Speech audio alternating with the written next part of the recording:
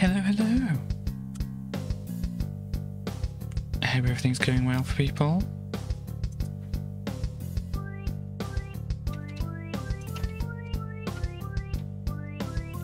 So I'm just looking over some things here.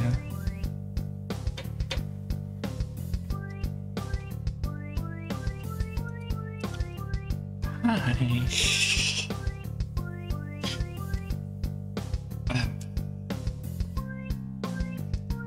I hope everybody's doing well today and such. English a little bit there. And then move away from it immediately. Of course. So I hope everybody's having a good day. Because we're going to be looking at something that's possibly a bit cursed today. And hello Starly in the chat, you've been playing some Sea of Thieves. Seems like you like that game, that is good. Still ill, oh dear. What a shame. I hope you get better soon.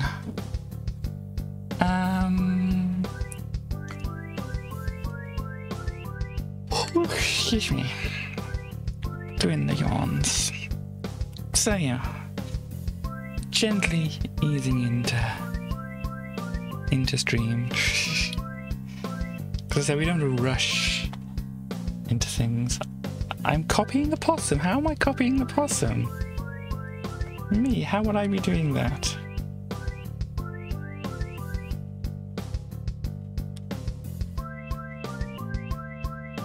I am not a copycat. Cat kitty. That kind of thing. Cursed games? Well, it just so happens that one's coming up now. But you know what I do? You know what I do? I look at Amiga magazines and things like this. Just so happens this Amiga magazine contains something cursed. Also, I also did a little bit of change. You may or may not notice it here. Possibly may not notice it on the full screen version, but there is definitely a difference in the smaller version of me here. That you could see some weird issues with scaling down, which should be a little bit better now. I can't really see very much. I have a tiny window. Looks prettier. Oh dear. Well, I'm normally in it, so you can't be talking about me. Anyhow, there is an Amiga magazine here. Let me do a little move of thing around there so I can see this properly. Me? Me? What about me? Anyhow, so we have, once again, be told, okay. We have once again the world's best-selling Amiga magazine, Amiga format, £2.95, so it wasn't a special issue this time. Issue 32, March 1992. Gosh, March 1992. So what was I doing in March 1992? I don't think I was looking at this magazine. Well, maybe I was. Because I do remember this game, and I don't know where I remember it from, but it is certainly a memorable game. Anyhow, completely devastating how CD-based software is set to change your Amiga forever. Maybe in ways that they're not predicting. But anyhow, the first 45 CD titles reviewed. Exclusive first peek at the A690 CD-ROM drive for your Amiga. And look over here, we have a few things here. We have some people sunbathing on floaty things in a pool. We have, I guess, yeah, this is a Concorde. Looks like a Concorde. It's got a bendy nose, and that's what the Concordes has, wasn't it? Dove. Somebody skiing, and is that Asterix, Noblix, and or something else? Or was that Dirk from that game, which I can't remember the name of? Dragon's Lair, that's the one. Not familiar with this game down here. But there is that game there. And there is some kind of speedboat here. There is art, I think, going on here. An Eiffel Tower and a Formula 1 car. Plus 2 totally new ways to get the best from your Amiga. Learn to play keyboards with Miracle. Maybe that's supposed to be keyboards, I don't know. Edit your own home video productions, and we have a bunch of other things here which you can look at. But what we're kind of like avoiding really is this cover disk, because this is what the cursed content is contained within. You can kind of see a little bit of it right there. Top Banana. Shockingly original graphics. Oh, indeed. Indeed. They are shocking and certainly original as well. By the way, am I louder than usual? I think I kind of nudged my voice up a little bit, so sorry if it was like clipping or anything at that point, but we will work with it. So there's a fix for if you're playing the Nightmare thing on your A500 Plus, bringing all A500 Plus owners what they wanted. Sequence 1 sound sample, so you remember the little music program that was on a previous one of these? We got some samples to use with that as well.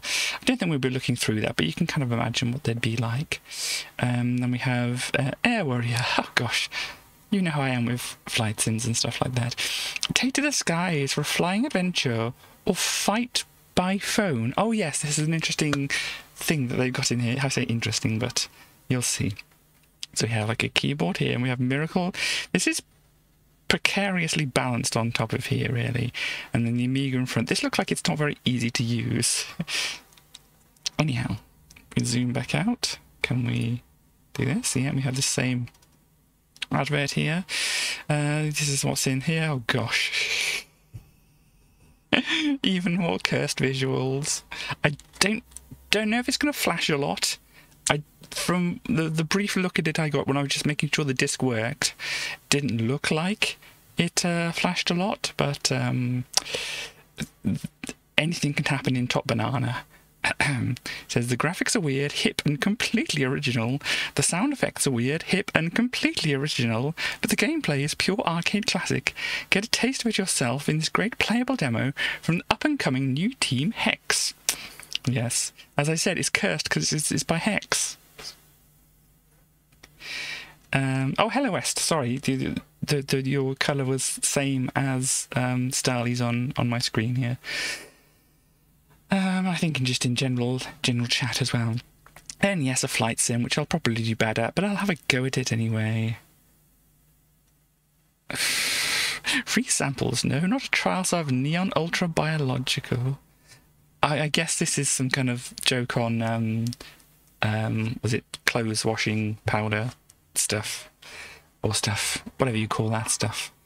And there we go, and yeah, so there's not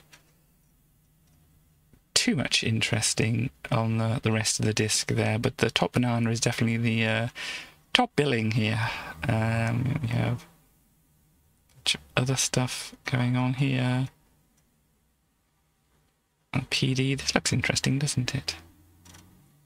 Anyhow, let's kind of zoom back out here, come down, and Top Banana. Packed on the piece of plastic, this-ish. Okay, so it's not a spelling mistake, it's actually them saying this-ish, which means issue, in short. This-ish is that visual assault on your retinas below. Top Banana, strange but fun. Also a flight sim for 40 pilots, Nightmare for the Plus, and Sequence 1 samples. So, you have this mag. Oh gosh, you remember the Top Banana? Yes, because before we get into it, this is the complete demo level of Top Banana. Just hop along, going up as quickly as you can, and shoot the bad guys. That's all there is to it, really. And you can see how unique these visuals indeed are. Obviously, the print isn't doing it. Print isn't doing it any favors, but then it doesn't do itself any favors, really, anyway. Because, wow, it's definitely an assault. Why don't we read through here? Top Banana by Hex Software. Just what is Top Banana? The opposite of Bottom Banana, of course. But that's a fruit of a different colour, indeed. Actually, Top Banana is a fun little platform game that pits you in the power of love, i.e. shooting bad guys with heart-shaped sprites, against the onslaught of ecological doom. The demo on this month's cover disc is basically the same as the first level of the full game. It's set in a rainforest, so the bad guys are chainsaws, bulldozers, and other assorted slash and burn types. Just plug them with a heart and collect the token. If the token is a heart, you get a full set displayed at the bottom of the playing area, then you'll get a bonus life. Control is very simple. Use the joystick to move left and right. Up will make you jump, and fire releases a heart in the direction you're facing. Just bear in mind that the hearts don't go very far. The power of love is obviously not what it used to be. Beware of hanging around too long. The water level rises as the ice caps melt, and you can't swim. You only have 2 lives in the demo, so keep moving up towards the top. There are 2 stationary lethal sprites that are detailed on this page. Just shoot them with a heart. Oh, hello, Cass. Before running into them. The tap, by the way, turns the water off. Once you have reached it, you can take things more easily. One thing to be aware of is being too cocky and edging towards the bad guys. The collision detection is really mean. 1 pixel too close in your history. Personally, I found this really frustrating. But then again, if it was more accurate, the game would be really easy to complete. Sounds like false difficulty, really, to me. I have a whole theory. Shh. Be. I don't know. Be whatever you want to be, really. But if I don't acknowledge something, then you know. Anyhow. But yeah, I have a whole kind of internal theory about difficulty and how some games are just like fake difficulty or false difficulty because they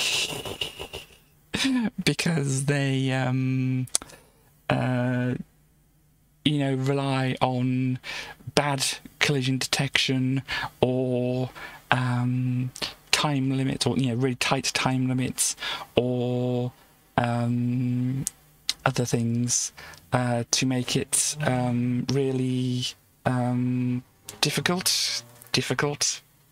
Anyway, and I noticed, sorry, I've been like really not noticing people coming into the chat. I noticed there was a different colour there, but I thought it was somebody else. Cammy, hello again. I haven't seen you in the chat for a while. I hope you're okay and all that kind of thing. But thank you for popping by to see the mess that is Top Banana. But yes, maybe I can actually articulate my thoughts at one day and explain about my ideas about difficulty and difficulty in games. You know, it's the whole kind of rubber banding is kind of like a fake difficulty kind of thing and whatever. But anyway, maybe I can articulate it better at some other time. So play it safe and don't take any chances. Also, the little beasties are just as lethal as the big guys, so treat them with more respect because they're harder to hit. You've been well, thanks. Cool. Yes, I've been mostly well. On and off, but you know, mostly well. That's all there is to it, really. Once you've got to head to the head of the top, you'll fall back down the screen, move left and right to collect as many bonus tokens as you can. Once you've reached the bottom of the level, again, that's the end of the demo. And 2 items you should avoid in the level. Just shoot them, they'll swell up, and then you can collect them for a bonus. I won't let you be famous. Well, I'm not the one stopping you being famous. But yes, we'll have a look at Top Banana, because yes, Starly puts the hammer down on people who threaten people to be famous. Anyhow, I have this kind of setup here so that, you know, we want to get into this, you know, as soon as possible. This is an error that comes up. I don't know why. It just does. It won't stop our enjoyment of the game. Yeah, this is just loading the menu here. This same kind of menu here. This is saying if you don't have as much memory on your Amiga, you have to do a certain other thing. You let her do it. Oh dear. I mean, I let you post in chat and I'm not responsible for what you post, am I? So, anyhow. So there's other things here. Let me do a save here and then we'll see the Top Banana demo.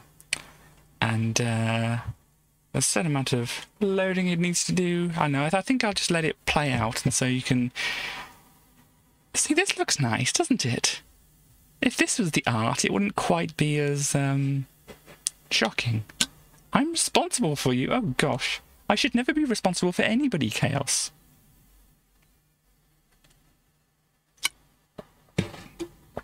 Yes, this is the first indication that maybe things aren't quite right. So let us press fire to play. Kick it to 'em.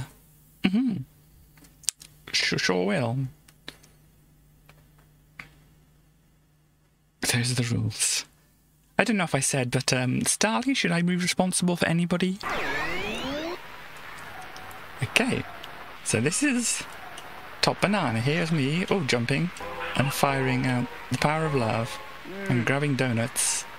Look at this nice little frog over here. Catchphrase sound was it? Okay, there's another little frog I think over here.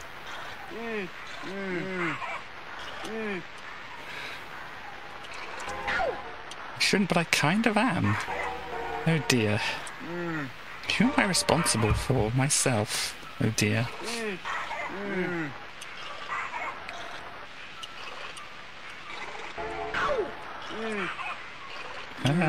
It's kind of a little skiddy. And obviously it's difficult to kind of make out things.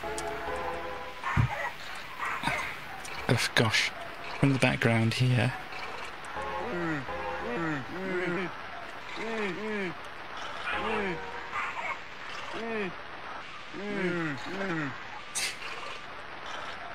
I don't know if I'm a great fan of these sound effects.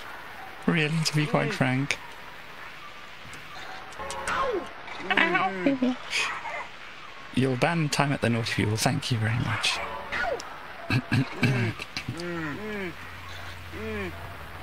I'm back sorcerer now.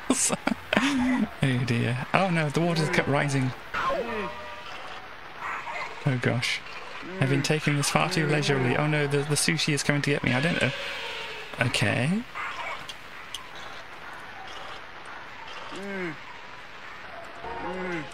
Well, that's the tap. That will stop the water. I think.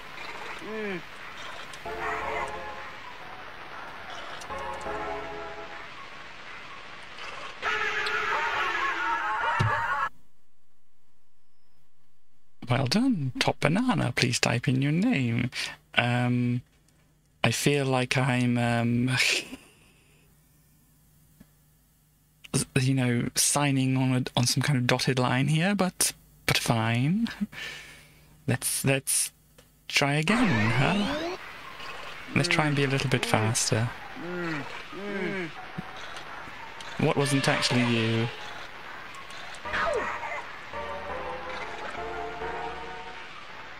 Oh. Oh dear, there's things happening in the chat. Can people not jokily time people out, please?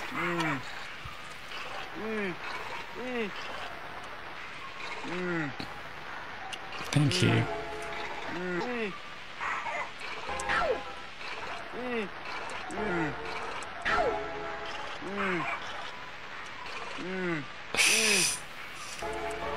Am I supposed to be collecting these? I think I am.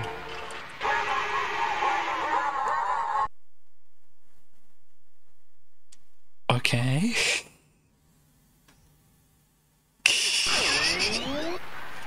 Gosh, I'm trying to play a cursed game here. I can't be dealing with a cursed chat. So... I don't know.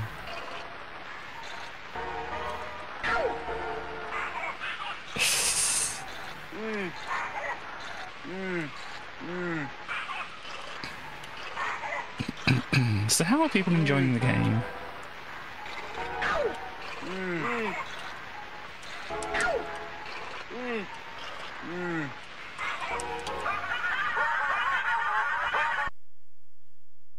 Apparently there was a thing there which hurt me.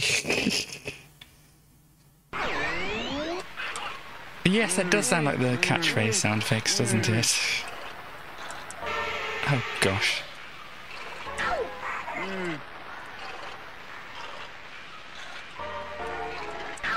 Yes, and I wouldn't have known that was a chainsaw over there until...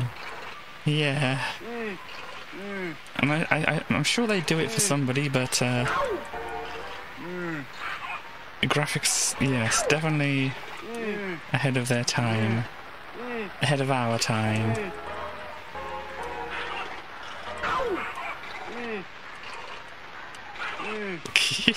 Okay, these are things I'm supposed to be collecting, I think.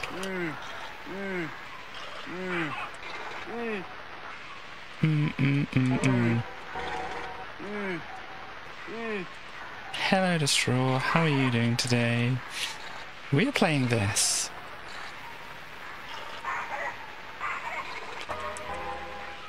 So how am I supposed to get up there? Because my power of love doesn't quite reach that far.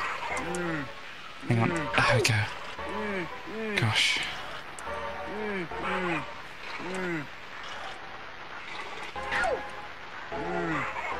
Oh gosh, look at this face. They did warn me there'd be a face, didn't they? And then we fall down and have to collect things.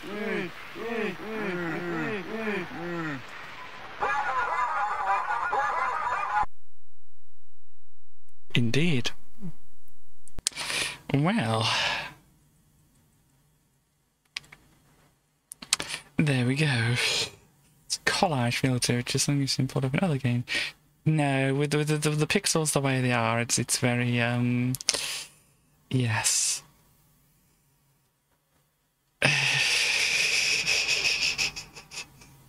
Oh dear. Well, yes, there's certainly things going on in chat. I acknowledge there are things going on in chat. But that's Top Banana. There's a full game of that as well. But let me actually go over to the browser here again so that we can have a look at other stuff here. So, oh gosh, it's got, actually I had, that wasn't the top part of it, just what is Top Banana? That wasn't actually the top of it. This is, here. A legend is born, undoubtedly the oddest Amiga release to date. Top Banana started off in the Archimedes range of computers. Although ugly as sin, it does at least play well. Just because you can complete the demo once, don't think that you complete it every time. It's more subtle than that. Okay.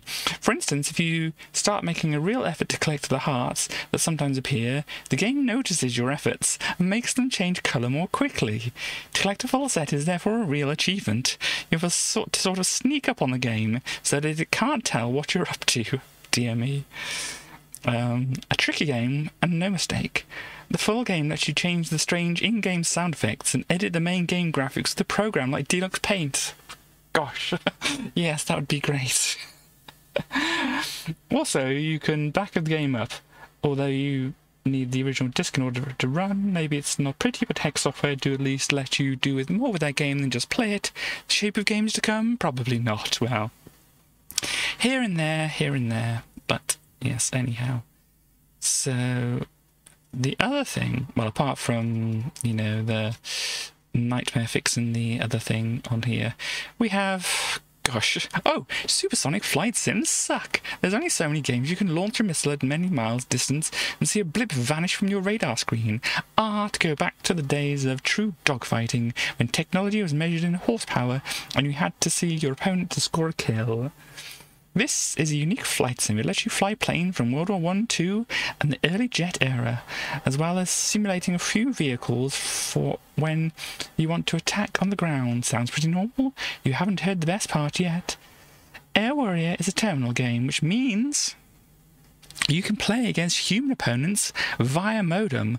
Up to 40 pilots can play in the skies of a virtual battlefield, all competing to outfly the opposition and fill them with lead. I find that Air Warriors if played with the modem, is the most satisfying flight sim ever, because the opponents are human. Rare. Well, there we go. Many of Top Banana sprites are taken from videos and television for use in the game, much in the same way audio may be sampled in music. I like the idea, but it's very very messy, as you say, with so few pixels. You only bully adults like Chaos. Yay, I'm free of being bullied. By Starly, at least. Anyhow, but there's lots of things. I don't do flight sims well. First game released in recycled packaging, wow. So yeah, there's a lot I can get behind with this, but it's just... it definitely has a recycled look to it, I think. Is a favourable way to put it. But yeah, so... Gosh. Okay. Adult, not grown up, oh dear. It's a wiring diagram. I think I've skipped on to something else here. I don't know. Anyway, let's see if we can look over Air Warrior here to see how badly it goes. Let me just go back over to the Amiga here, and then we can do just load it from here to reset. And says here to run Air Warrior, just click on the quit gadget. So quit here to actually load the other game. Just do a fast forward. Oh, to go online, play Air Warrior with the modem, you must first load Workbench, then insert this cover disk, double click on the cover disk icon again in the Air War drawer, and finally on the Air Warrior icon.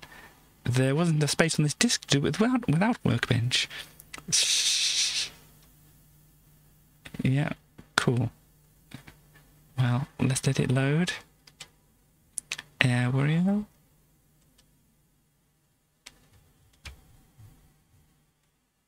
Do I need to push a button? Do I need to click something? Oh yes, that's what it said on the thing. Push the right mouse button. It comes up with some things about here. Transport option. Gosh, this is a lot, isn't it? Resolution, low color, lace, so interlaced. I'm guessing that is medium, high, camera. Well, let's go for 3/8 color, whatever that means. Transport, control. Advanced, choose turn mode, option, resolution, camera. Do I just select one of these then? Gosh, this is a lot of planes. Let's just go for the first one here. And load things up. Here we go. Oh gosh. Well, this is a thing. So, is it the same as other ones? Oh gosh, it's not the same as other ones. This is not how you accelerate. Okay, I'm going to need some instructions here. So let me flick back over here so you can see what I'm looking at. So I did notice things a little bit on the bottom here. So, respond to the mouse as a setting on the camera. Can I use digital joystick? Okay, you can plug an analog joystick in. Oh. So I can't play it. Let me just check over here. Assuming you're looking to own one, there's a wiring diagram. Okay, that's what it's talking about, the wiring diagram. How to wire a PC analog joystick to your Amiga. Gosh. More information, controlling the game phone, error in notes contained on the cover disk. Okay. That's fairly some comprehending listing all the controls in the About menu. Okay. To read this load game, keep the mouse button pressed and move the joystick up and left. Yes, I think I know how to look at the menus, but Air Warrior is not a new game. Mac and PC versions have been around for years. Now Amiga owners had the chance to compete in the best flight sim ever. And yes, this is how to connect via a modem. At least, wow, 1200 speed. That's blisteringly fast there. A cable to connect the modem to your Amiga and a telephone socket to plug the modem into. Oh gosh. And select dial. The modem will dial the Air Warrior number. UK only. So have your credit card ready. Wow. Online Air Warrior costs £1.50 plus VAT, which is pretty good considering how much 0898 numbers or full price games cost. Wow. So, yeah, I have to restart then. So let me go back over here so I can actually read, unless I can push escape to get out of this. No, can I click on it? Oh, this, that is my cursor, is it? No, it's not my cursor. It's paused because, do I have something else? Hang on. I don't know what I'm doing. What's going on? No, I do have another window open. That's why it's not doing things. Okay. Can I just quit out of this? I don't think I can.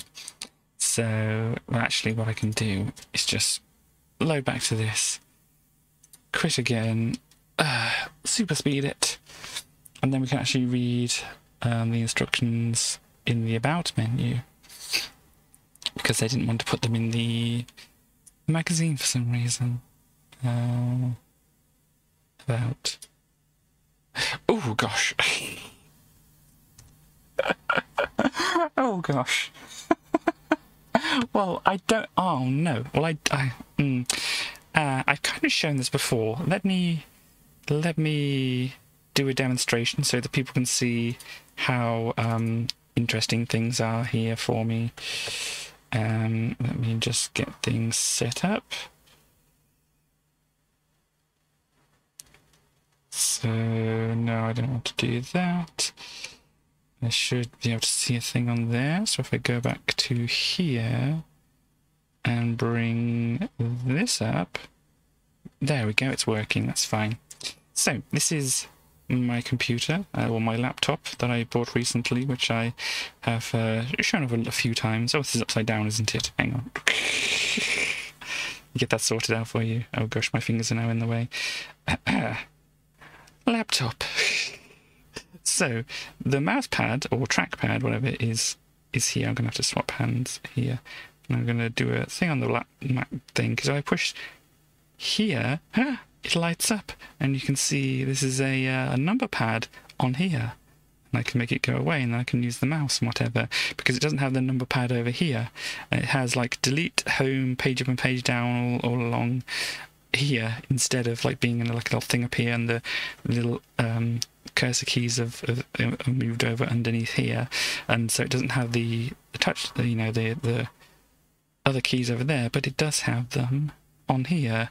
So there's a possibility I can use that to do this, but yes, let me close this down. Yep, connection stopped. Neat, cool. Anything?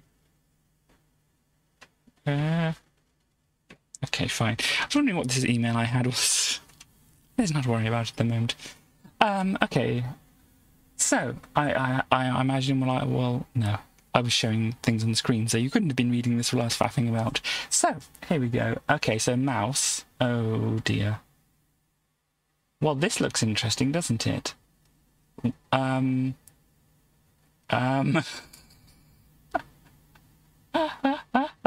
What? Why is there?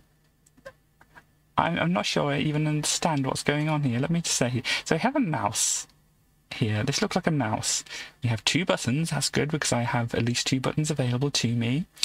This is the left one. This is the right one. The left one has blue and brown on it, so I'm guessing it does the blue and brown stuff. I'm guessing when you don't press anything, it's these the things in the green is just fire guns, and center controls is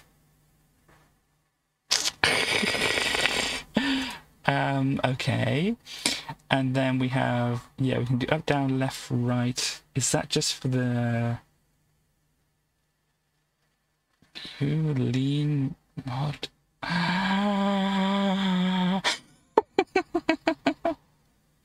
So throttle up. So if I push the button and push forward, I think that's throttle up then? I think. And then I just control it with the mouse. And tune radio. Oh, send radio message. Oh, I thought we were going to listen to some beats and things. Okay. Escape, enter command mode. Expert mode on and off. Flaps up and down. Dear me. Picture range full abridged. Drop bombs. Oh gosh. This is a thing, isn't it? Okay, do I do that to get out of this? And then, gosh, let's try and fly this thing again here. So is it push the left mouse button forward to throttle up? Hang on. Isn't working. Right, no. Okay, moving the mouse left and right moves the bit in the middle, left and right. Forward and backwards doesn't seem to do anything. Hold the button forward. Am I going to throttle up like that? No. Gosh. Q quit maybe? No. So I can... No. This is the flaps. Look, my flaps are moving. Flaps and gear. God, no, that's gear's the other thing, isn't it? My flaps are moving. Maybe if I flap hard enough, I'll take off. I don't think that's it. What about shift and forward? Is that going to work? No. Control forward? Didn't the Amigas even have control buttons? Oh, they do. Right. But there were instructions on there. Can I use this? Oh no, that's views. So looking out one way and the other way and back and up into the sky or something, I don't know. If I push plus here, does that throttle me up or throttle me down? Or I don't know, let's look at that. Ooh.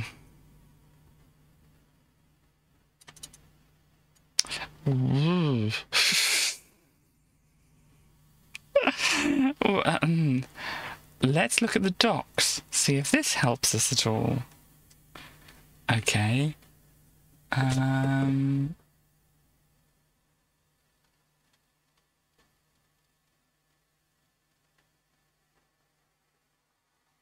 Oh, it's on super speed at the moment. So how... policy on cheating, yeah. Okay, gun camera, flight control, mouse controls, okay. Ailerons, elevators, throttle and guns. Rolling the mouse left and right banks the plane left and right.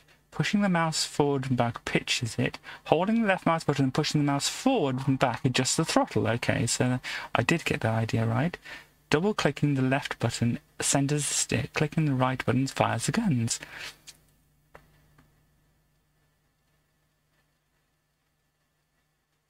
Okay, so you can shift the mouse by hitting 9. In this state, the mouse no longer controls the throttle. Oh dear, well how do I actually... Maybe I need to start...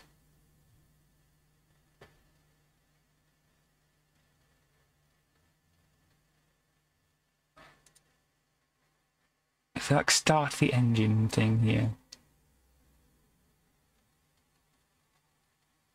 Lower flaps. Hold keys.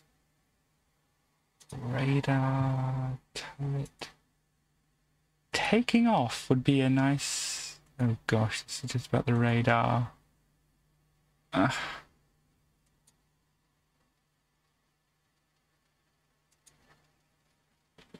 I don't know if they're going to give us a simple, this is how you take off kind of thing.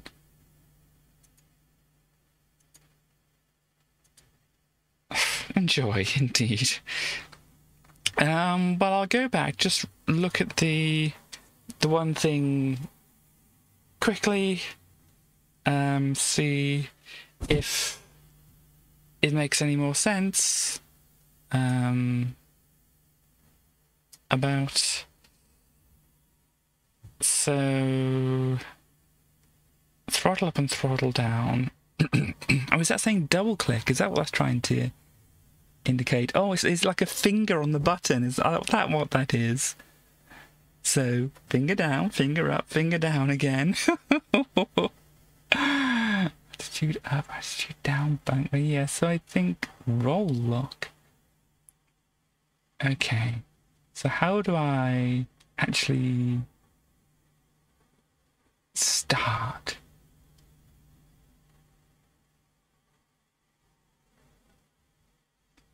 Expert flaps, gear up. Oh, That might help if we change gears, maybe?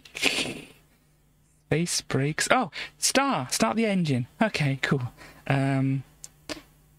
Is it the star that can be on the keyboard, on the number pad here, maybe? Okay. Cool. W, where am I? Oh gosh, that's how I feel. Never mind. Let me then get back into this plane. Maybe we can actually take it off this time. Gosh. Start the engines? Oh no, I'm super speed at the moment. Start the engines. Do I get anything to tell me I've started the engines? No. We're going forward. At all. Throttling up? No. Change gear. You're on the ground. Oh, what if it's star on here? Ooh! It's Shift 8 apparently. Okay. Throttle up. Okay. Maybe the throttle is already all the way up. And if I pull back, is that going to lift me up? Do I need to be going fast enough? Oh gosh. Oh gosh. Am I lifting up? Where's my altimeter?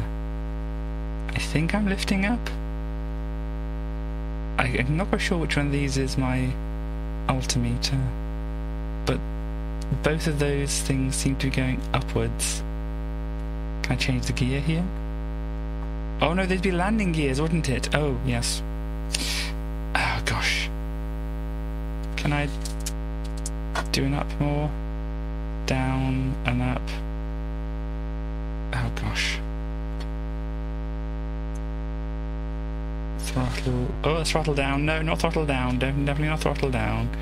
So I'm supposed to be able to go up and down with this.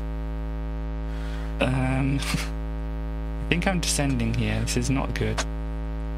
Raise, raise. No, lift up, please. Stop going down. Oh no, it looks like I'm going down. No, that's not right. Well, I think I'm going to crash. Yep.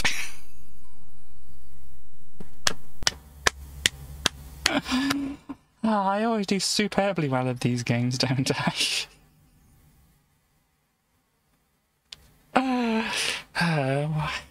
I don't feel my plane was doing up and downs very well.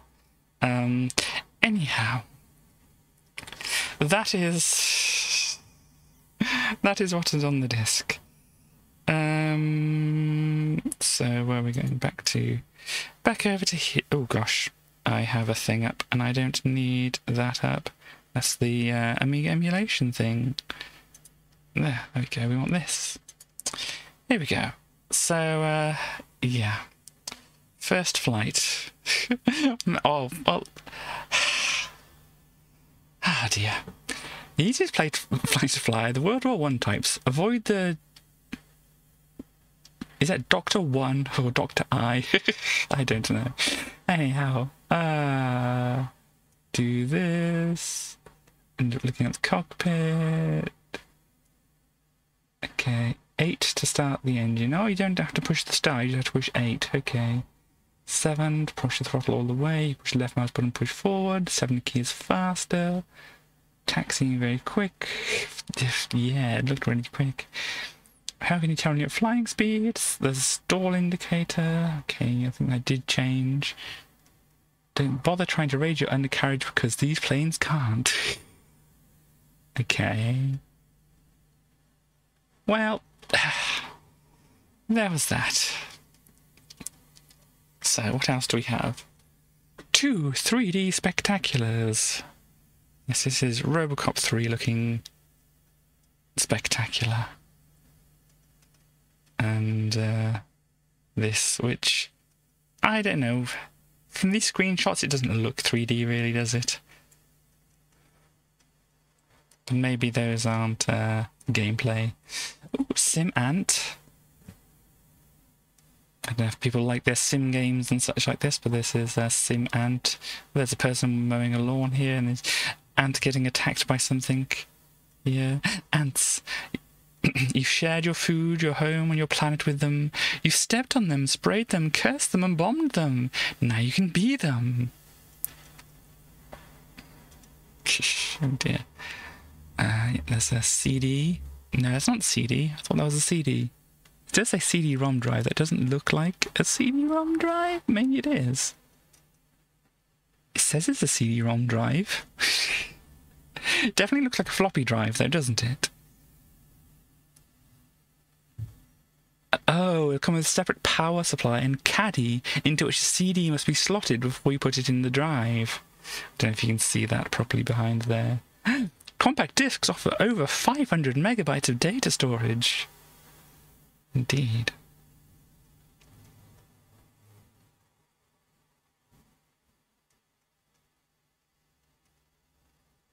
Is an Amiga portable on the way? I don't remember seeing one.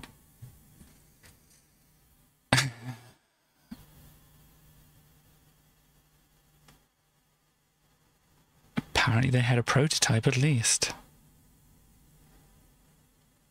Oh, the company is reassessing the product's viability. This could be due to the fact that Commodore have complete copyright over the Amiga's custom chips. Yes. Yeah, so this is newer technologies, apparently. Yeah, I mean, technically, my phone here is a portable Amiga, in a way. My laptop here is a portable Amiga, you know. I could put the Amiga emulator on the Pi here. That's a portable Amiga. It doesn't have the screen to it and whatever, but, you know. But yeah, newer technologies of Oregon, or was it Oregon, in the United States. Anyway, editor's opinion, should we worry about pornography? In the Independent Sunday, Family Computer magazines advertised hard porn for 99p, which revealed that public domain discs are available featuring pornographic subjects, some of extremely dubious taste and legality. And this is why I'm hesitant to go poking around the PD archives, to be quite frank. Ah, yes. I'm the editor of Britain's top-selling Family Computer magazine, and this article left me with mixed feelings. I'm pleased the newspaper has attempted to increase awareness of a thorny subject, but I'm also aggrieved that it should tar all magazines with the same brush. Indeed. Oh dear.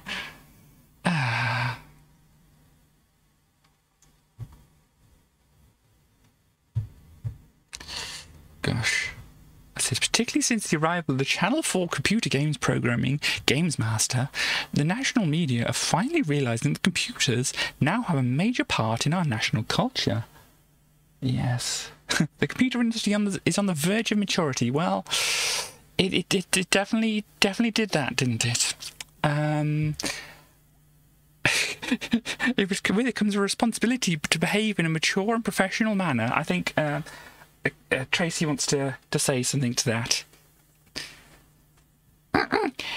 Behave in a mature and professional manner. Boxes. Sorry, I had something cut off my throat there. Bye. Yes. Anyway. Let's see. As for our part in this, Amiga Format addressed the issue of pornographic PD a long time ago. One PD supplier told me last week, we stopped doing any kind of porn when Amiga Format started clamping down on it back in mid-1990. This magazine is not acting illegally in carrying an advertisement for pornographic material unless the ad itself is pornographic. Oh dear.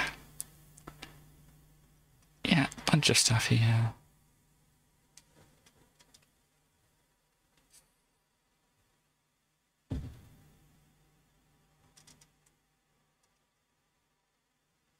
What's this? New Dealer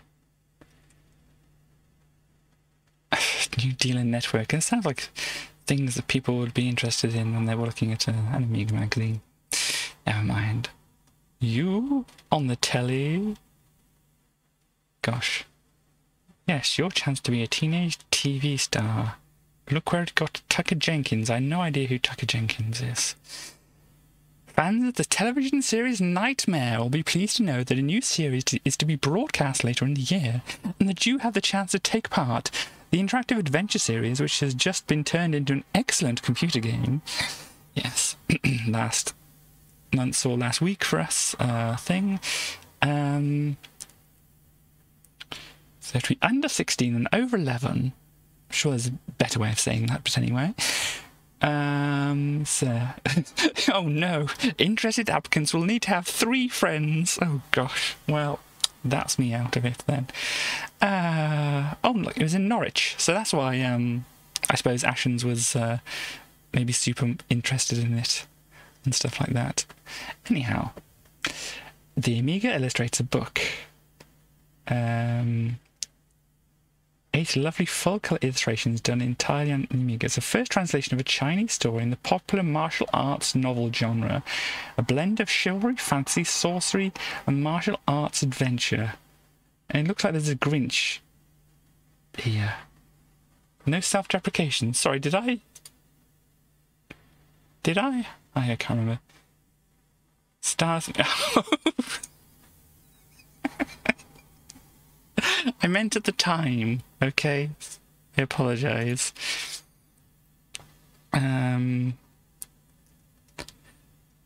Talking as my 12-year-old self here. So yeah, I would have been well within the range at this point here. What's this? Techno Plus MIDI connector. Well, that's a lot of MIDI you can connect to that, isn't there?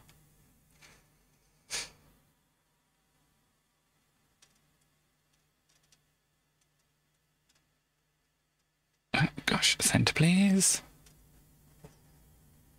Oh, yeah, what have we got here? Anything new? Anything interesting? Ah, we actually do have something new and interesting here. We have the Atari Lynx 2.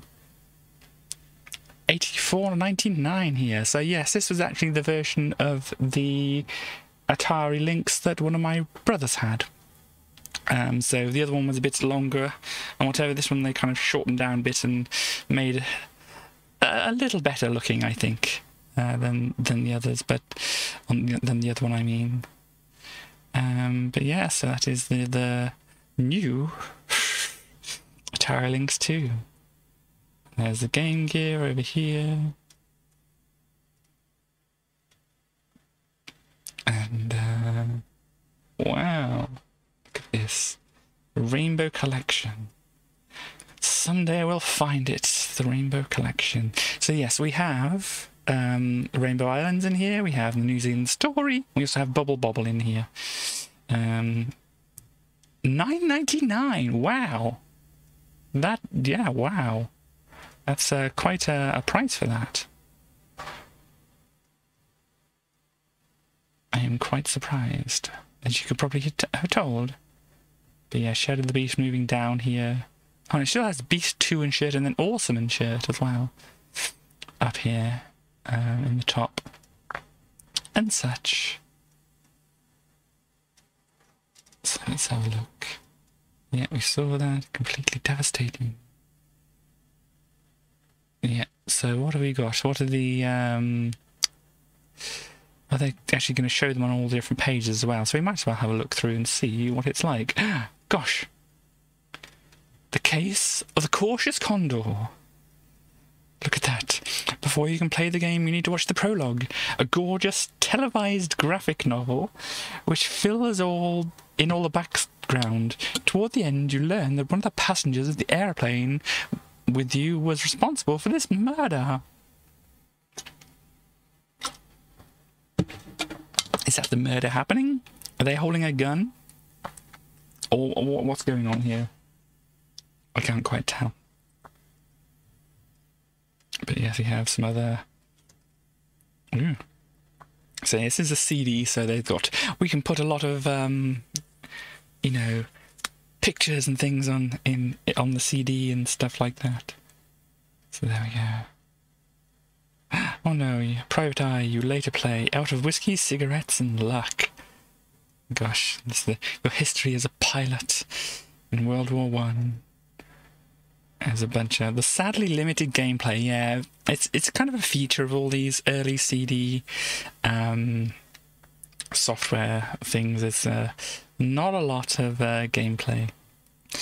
And yet we have Lemmings. We won't even bother describing this game to you. Because if you don't know what it's about by now, you must have been spending last year dead for tax reasons. Gosh. Well, like Snoopy in the case of the missing blanket.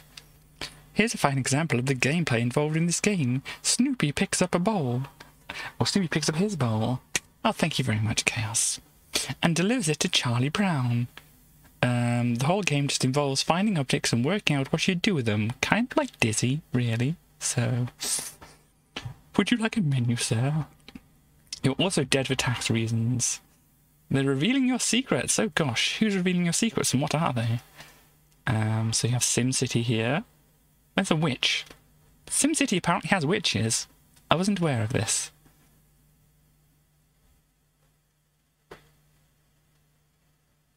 This is medieval and we're being attacked by a witch. Okay.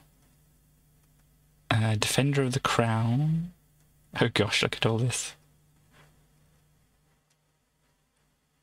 They are doing a good defend over there. Oh no. Let's zoom back in on here. Wrath of the Demon. Oh, look at this. Elegant. Hound of the Baskervilles. Interactive murder mystery. Oh, 12%. Oh gosh. Oh dear. Oh gosh.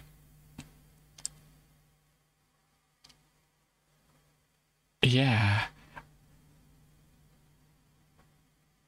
On CD, this means you must navigate your way through huge wadges of on-screen text and look at the odd digitized photograph. It's a terrible way of reading a book, and it does not add any real element of interactive enjoyment, on top of which the presentation is dire, apart from the employing of a professional narrator.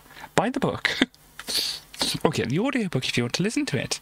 Or you can have the best of both worlds, hello Morbits, by buying the book and listening to an audiobook as well. Obviously at this time, the audiobooks were around and stuff, but you know. We might have had more of an abridged one. Yeah, we have another game here, another game here. Yeah, they're all getting low. Oh gosh, low scores. Oh, this is not good. I say, you wonder why CD took a while to take off, but maybe you already know. This is the Discus Children's Book Series. Okay, the sandbox was next to the house, and hiding up on top of the house there was a mud puddle. Okay, the mud puddle apparently likes hugging chimney stacks. Paper Bag Princess. Unfortunately, a dragon smashed her castle, burned all her clothes with his fiery breath, and carried off Prince Ronald. Good, really. Excellent anti-sexist tale of a young princess who was bereft of her nice clothes and nice prince and leaves to assert herself by outwitting a strong but very male dragon. Delightful. Right, okay. Maybe it's good. So the dragon jumped up and flew around the whole world in just 20 seconds. Okay, this is the Bun for Barney, which I've seen advertised or mentioned before. In this, so Barney the Bear had a bun. Storybook and exploration game, narrated by ex-Doctor Who Tom Baker. If you watch it straight through, the whole thing will last about 15 minutes. A reasonable chunk of which, it has to be said, will be made up of waiting for the next screen to appear. Oh dear. You're not supposed to sit back and watch. As you move the pointer around the screen, it changes to a magic wand over certain points. Press the button over one of these points and something surprising happens. The frog leaps, the weeping willow weeps, or the bunnies do a dance. It sounds like a very normal kind of interactive storybook thing, which, you know, yeah, 79%. So, you know, it's good for what it is, because, you know, you don't really expect much more for like an interactive storybook. Young children aren't really going to be wanting to play. Well, I say that young children aren't going to be wanting playing in-depth games or whatever, but up to a certain point, they don't want to or can't really play in-depth games, so just having the story read to them, and then they can like click on things and whatever, and things happen. It's all good. We're here for the dancing bunnies, yes. Maybe we'll find this at one point. A Bun for Barney by BBC Multimedia. So Barney gave the bee a cherry. Click on the words and Tom Baker will speak them. I'm obviously not doing a Tom Baker impression here.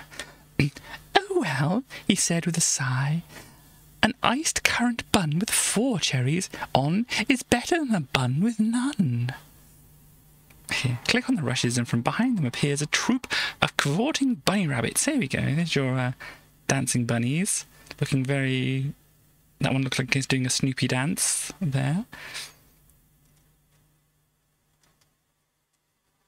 Oh, got the tail of Benjamin Bunny and Peter Rabbit and a bunch of other things. It's amazing, yes.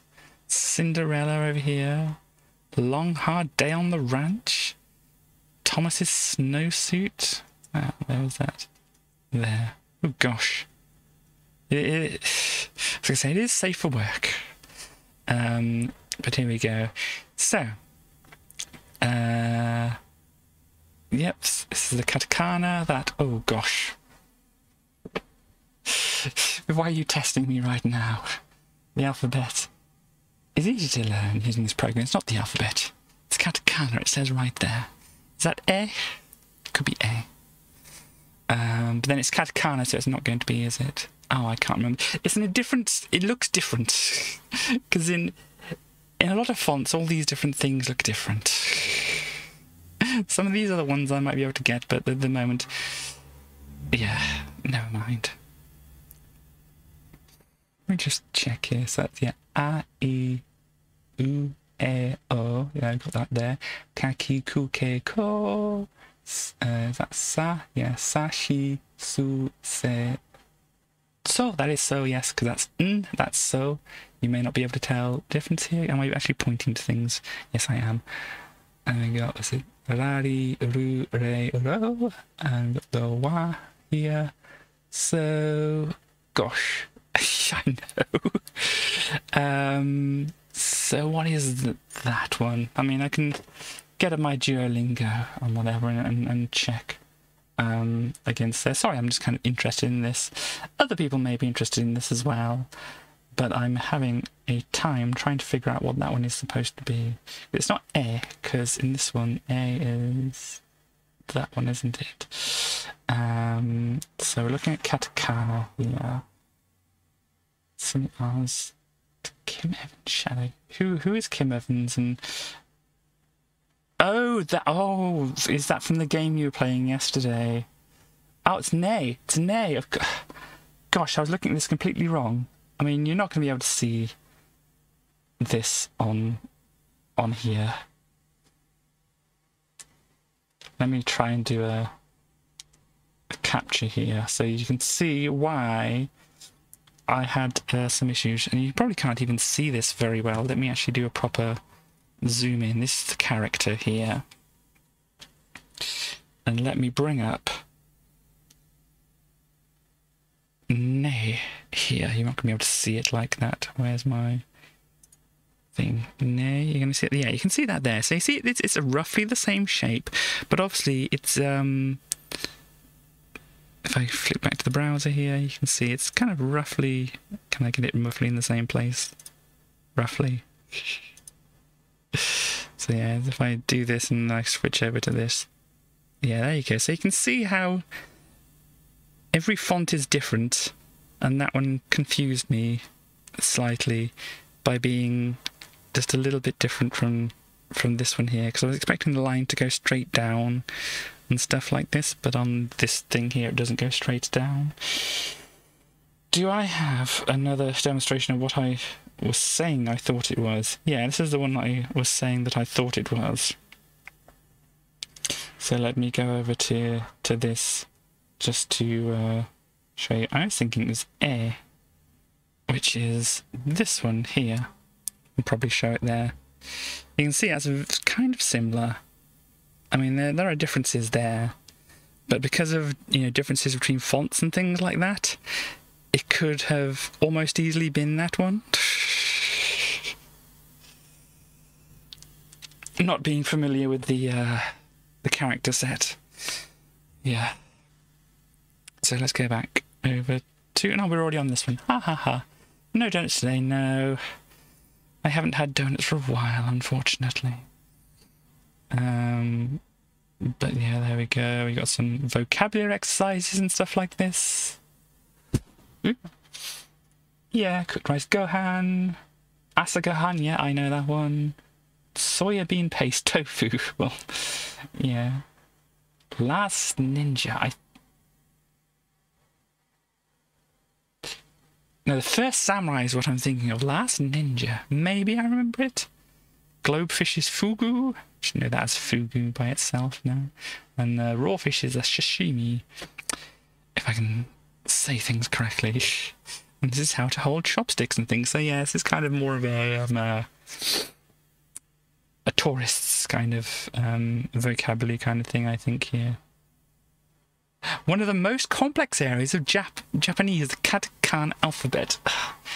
Well, it's not really. I mean, as I said, I did mess it up there because I'm still just trying to internalize all the different things, and there's like quite a lot of different symbols and things like that, so it's not easy, but the kanji is much harder. You have thousands of different symbols to try and do. But yeah, we had the fun school thing. I think we saw some of that before. So, what do you want Teddy to do? Play, read, sit, hop, or skip, or stand? Which Teddy is currently doing. Oh, it was, I think it maybe was then Asterix. Oh gosh, learn French with Asterix. I don't think we're going to be able to see very... How was it? Ne pas plus gros qu'un jeune magazine, mais ça vous occupe something. Oh, check Discord. Oh gosh. Have you got, I was going to say, have you got donuts? But no, the last thing you were talking about was actually The Last Ninja. Rather than about donuts and things. Last Ninja. Oh, I think I've seen it. I don't know if I actually played it. But if it's not on one of these cover discs, at some point, you know, I'll probably manage to get a look at it. And, you know, if people save up their channel points and things like that, and they really want me to play that one, then they can do that. But yeah, this is kind of difficult to read the text here. It's a storybook in French. And the BBC as well. BBC as well. Oh yeah, I think it was as well. Yeah, I think I remember that.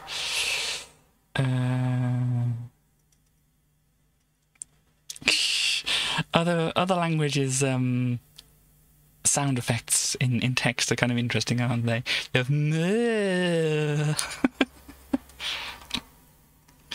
what's this? Oh, I can hardly read that.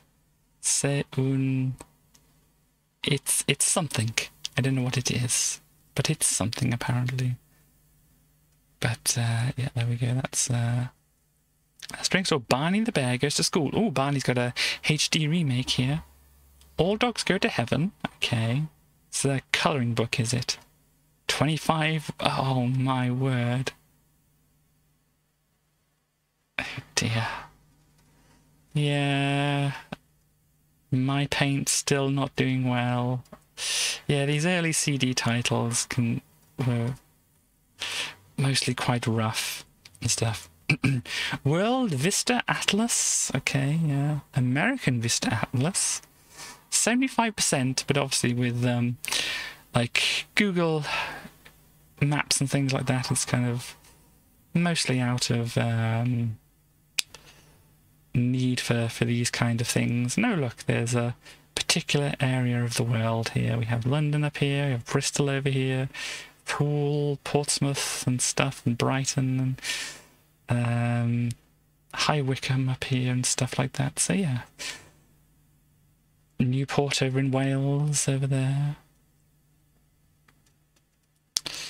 Let me see. Timetable of history, science and innovation. So we've got Sodar, USS nuclear ship here. 100 years of UK electric. Really, 1981. Okay, UK atom smasher. More detail. There's possibly some more detail in there. You've not once heard of any of these strange places. No, not indeed. Jet fusion reactor. Top quark. Top quark. Super dense matter.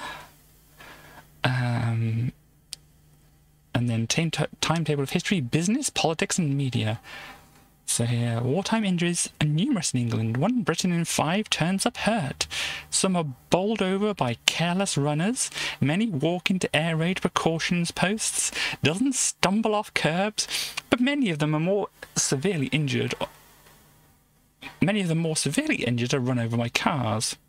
Okay, so in the blackout, so people are bumping into things because there's a blackout. Sorry, I need to put that together in my brain.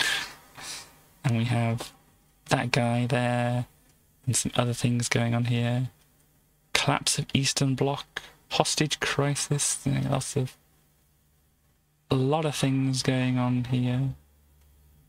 Lots of war, mostly, it looks like. Oh dear. Pictures, excuse me, pictures pop up, but not often enough. Yeah, lots of dying and things around here as well, it looks like. But you do have the moon landing.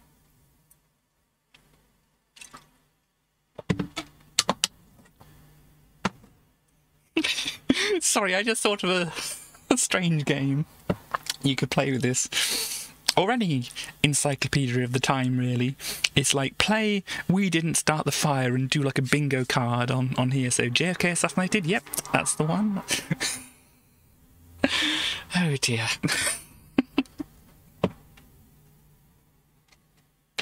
Excuse me. But yes, looks hideously gaudy. Oh, you haven't seen Top Banana then, have you? The Garden Facts series. Okay, so this is like information about plants and stuff. I think they would have been better suited having more pictures here. Maybe this is just the icons for the menu and these are the pictures that pop up occasionally. An evergreen plant. What's this? A silver fir. Can't really read what that says. Prefers acid conditions. Add peat. Remove side shoots in spring. Okay. Oh, the illustrated Holy Bible and the illustrated works of Shakespeare. Oh, it's The Lion King. Oh no, it's Genesis. Okay.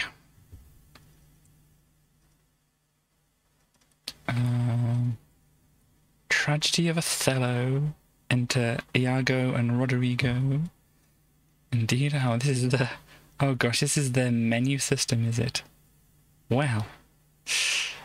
Well, that's indeed a menu system. What can we do with these CDs which have a lot of data on them? Let's put a bunch of books in and occasionally have some pictures going on. Hutchinson's Encyclopedia, yep, same kind of thing there. Oh, look at the Stonehenge. Oh, here's the witches summoning the raptors. Chaos.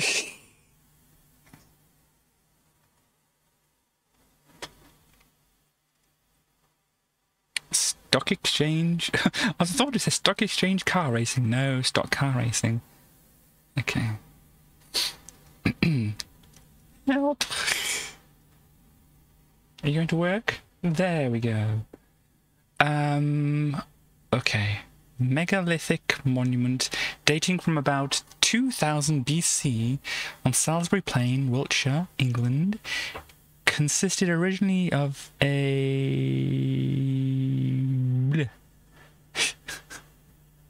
Yes, that's not in... Oh, no, it is in there. Cool. Is it The Lion King? Oh, no, it's Genesis. Oh, dear.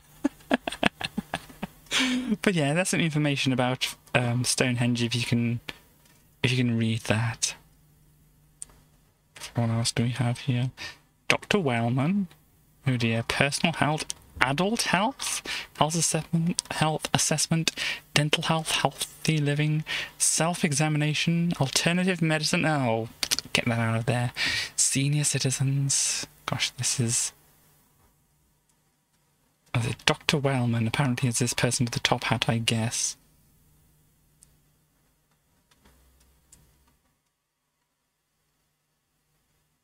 We looked up several common ailments about which there was no information available at all. Indeed.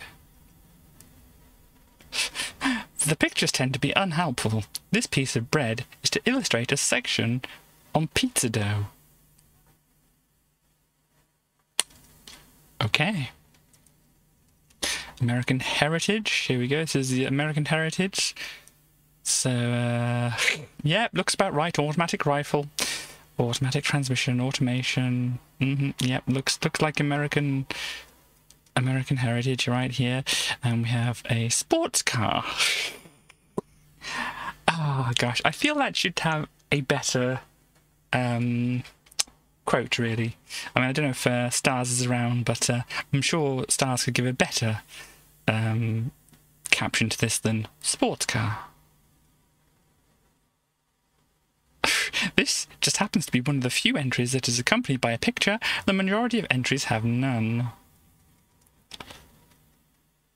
Okay, Fred Fish Collection. So this is basically a collection of stuff.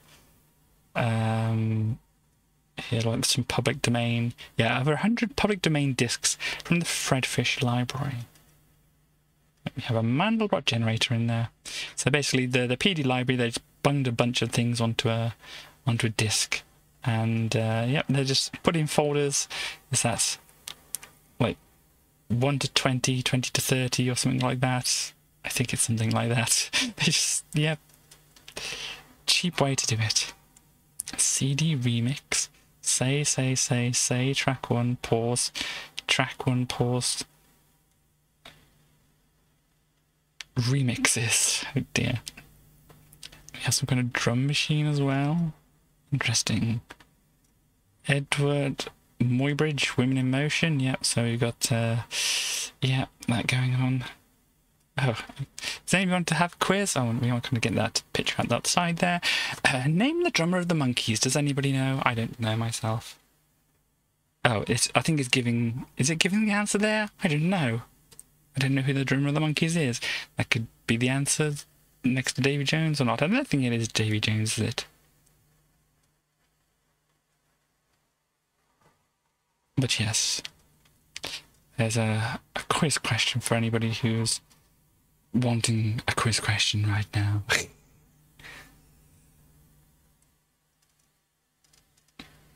Yeah, Gordon Howard again. Bunch of games here. I remember seeing this and thinking, oh, that'd be interesting to play, but I don't remember much about why I thought that. But we have The Adventures of Willie Beamish. Obviously it's kind of like a cartoony thing. I think it's a point and click kind of thing going on here. I don't know, are we out of the I think we're out of, yeah, it's just into this screenplay thing, so I think we're out of the CD thing nowadays. Yeah, it looks like a point and clicky kind of thing going on. And yeah, gosh.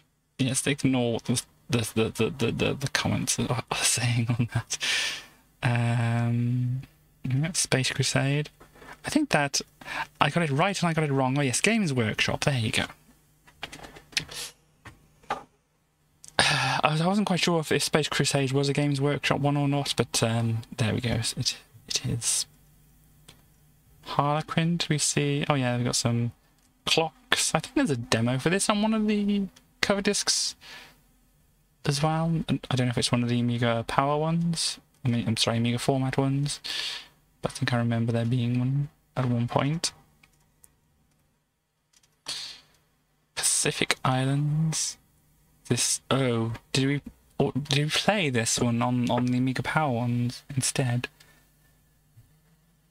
Because I remember playing something like this, and unsurprisingly being bad at it.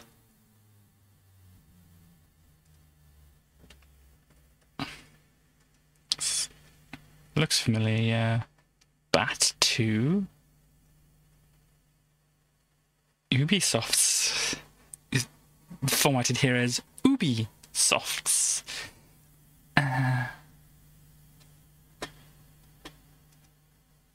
Bat Project Bureau of Astral Troubleshooters. Gosh, this poor robot monkey. And Frodo's getting kidnapped by people from Star Wars or something like that. I don't know. And there is something going on here. I'm not sure what it is. And, yep, there's all this going on. Art of China.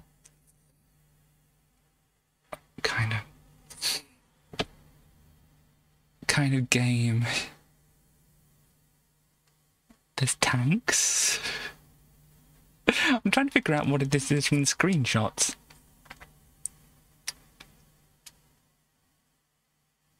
It's an adventure game. It says over here what it is. Let's try and move this over here. It's an adventure game, but with a difference. It uses a game-playing method like its predecessor, Rise of the Dragon, called the Dynamics Game Development System. But what does it mean to a gaming rookie? Interact with the backgrounds and other players as you would in real life. An intelligent pointer changes shape as you move it around the screen via the mouse. The various shapes indicating what can be done. Sounds like most adventure game things at the moment.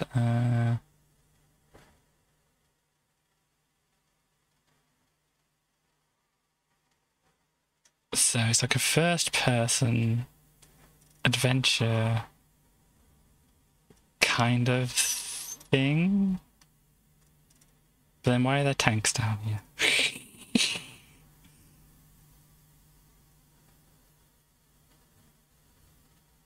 It's an entire sub-game.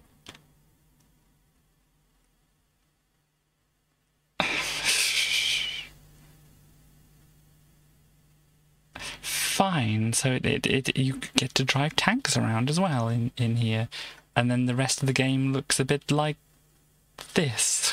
What the? Oh dear. Oh dear, oh dear. Anyhow, that's fancy hat going on there. Very good. But yeah, that sure is that. Oh, Robocop 3, and this is good old Murphy flying around here. And the Ed 209. Efficiency 87%. Oh dear. Termination 6. Protect the American way. Oh gosh. Chaos, where are you? There are two ways to play Robocop 3. You can play it as a movie adventure or as an action game. The action game is, in essence, a way to practice the different portions of the movie game, because you can choose up to any of the 5 different scenarios to make up the body of the game.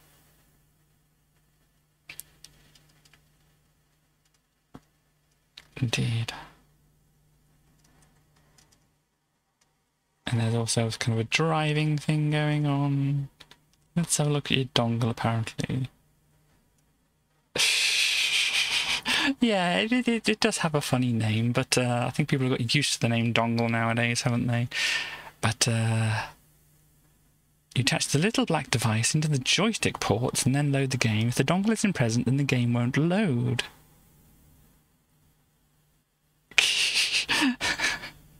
Now, some chaps might try hacking into the game and removing the bits of code which search for the dongle. However, Ocean tells us that it will take even a good programmer months and months to hack all the bits out.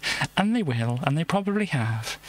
And the version that I have available to me through means possibly has something akin to that. You remember Kid Gloves at all? This is apparently Kid Gloves 2 here. It has a fruit machine for some reason. It looks a little different to the first Kid Gloves.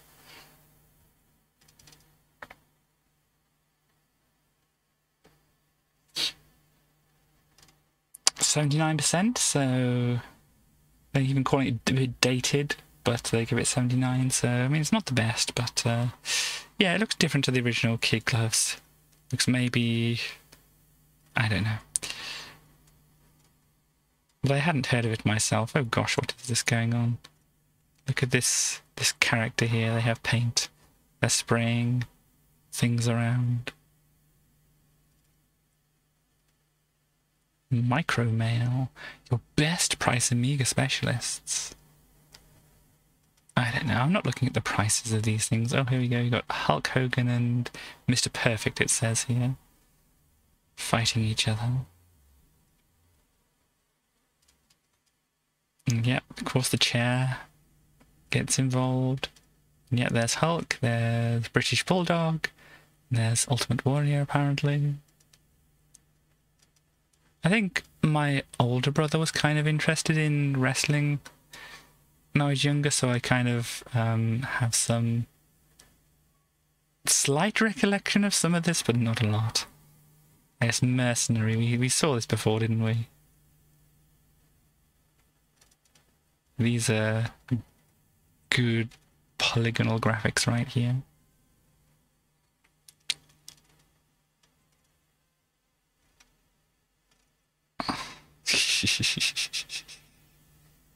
Yeah, this person doing a drive.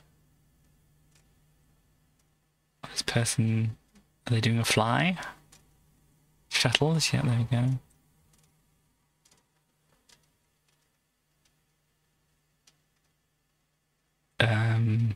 Okay. Groucho Marx disguise will come in useful then. Okay. But yeah, that's really the best face here.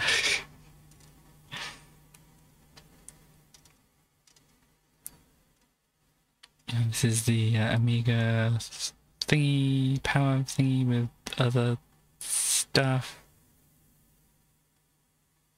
Apparently these men wrote the best Amiga game of all time. I don't recognize them. Does anybody know who they are? It's a fabulous jumper, by the way. But I don't recognize them. Oh no, not cricket. Anything but cricket. Yeah, here's one of these type of games. Monotone. Oh, there's the Addams Family being advertised at the side there. Fate, Gates of Dawn. It's a lot of jewellery that they've got there. Oh, this is Hook apparently as well.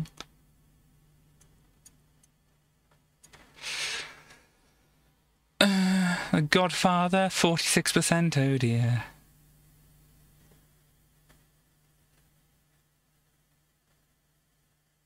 So I'm just trying to look at the text here.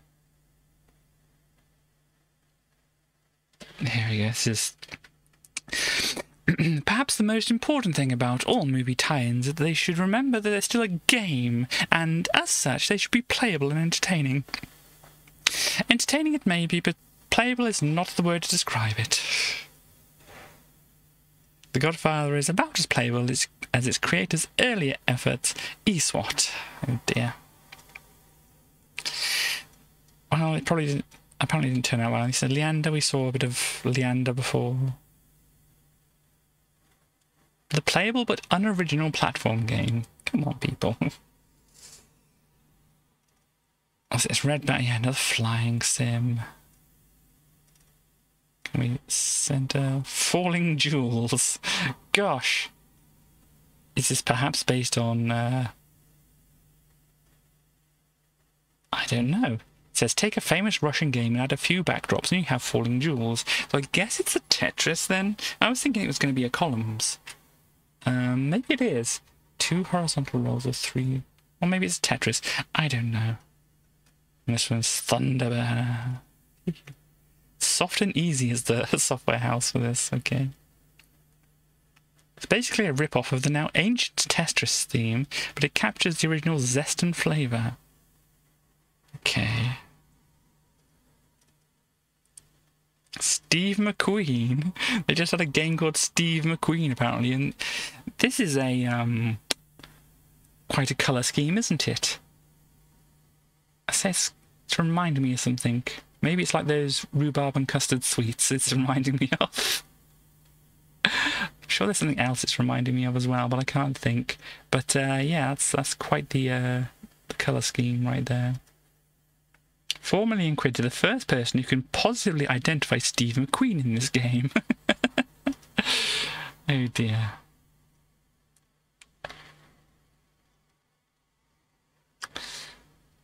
Okay. 26%. Well, there we go. Cheap and cheerful. We got your Double Dragon right here.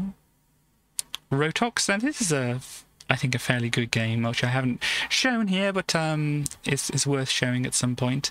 I don't know if I've got this on my list. I possibly do. I have a list of games which I'd like to show off, but it's quite a long list, and I kind of forget what I put on it. But this is a reminder to myself later to try and see if I put this on the list. Pretty sure I have, but yeah, it's kind of an interesting little game, really. Ghouls and Ghosts, Mindbender, a bunch of other stuff around here. Okay, Total. Yes, we saw this before, didn't we?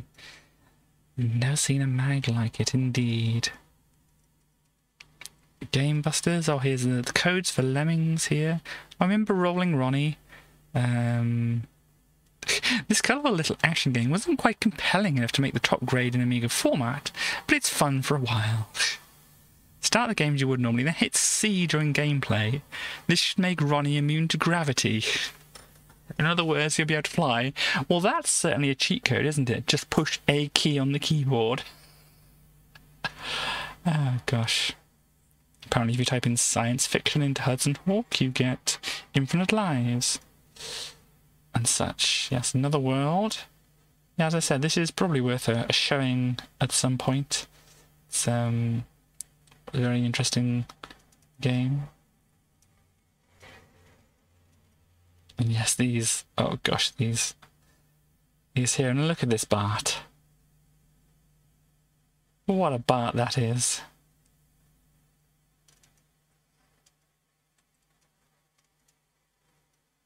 Wow. So this time, you can win the ultimate arcade game, WrestleFest. Look at that. Featuring Hulk Hogan, Jake the Snake Roberts, Sergeant Slaughter, Animal of the Legion of Doom, Earthquake. Also featuring Big Boss Man, the $1 Million Man, Ted DiBiase, Mr. Perfect, Hawk of the Legion of Doom, and Ultimate Warrior.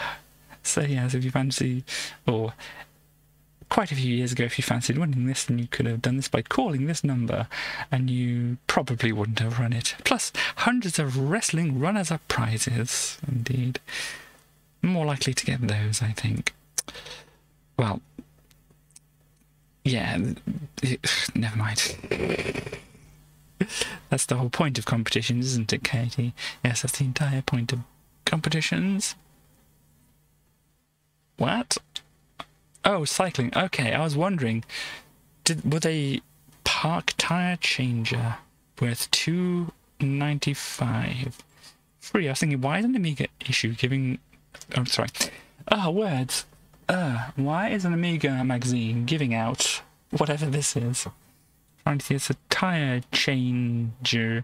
See, I was thinking it might have been misspelled there, but you can see here it's changer. So it's for changing a chain. Removes your tyre, re-rails your chain, loops your chain for tension relief, and snugly fits your seat post so you need never be without it. So yeah, it's a fancy, that thing.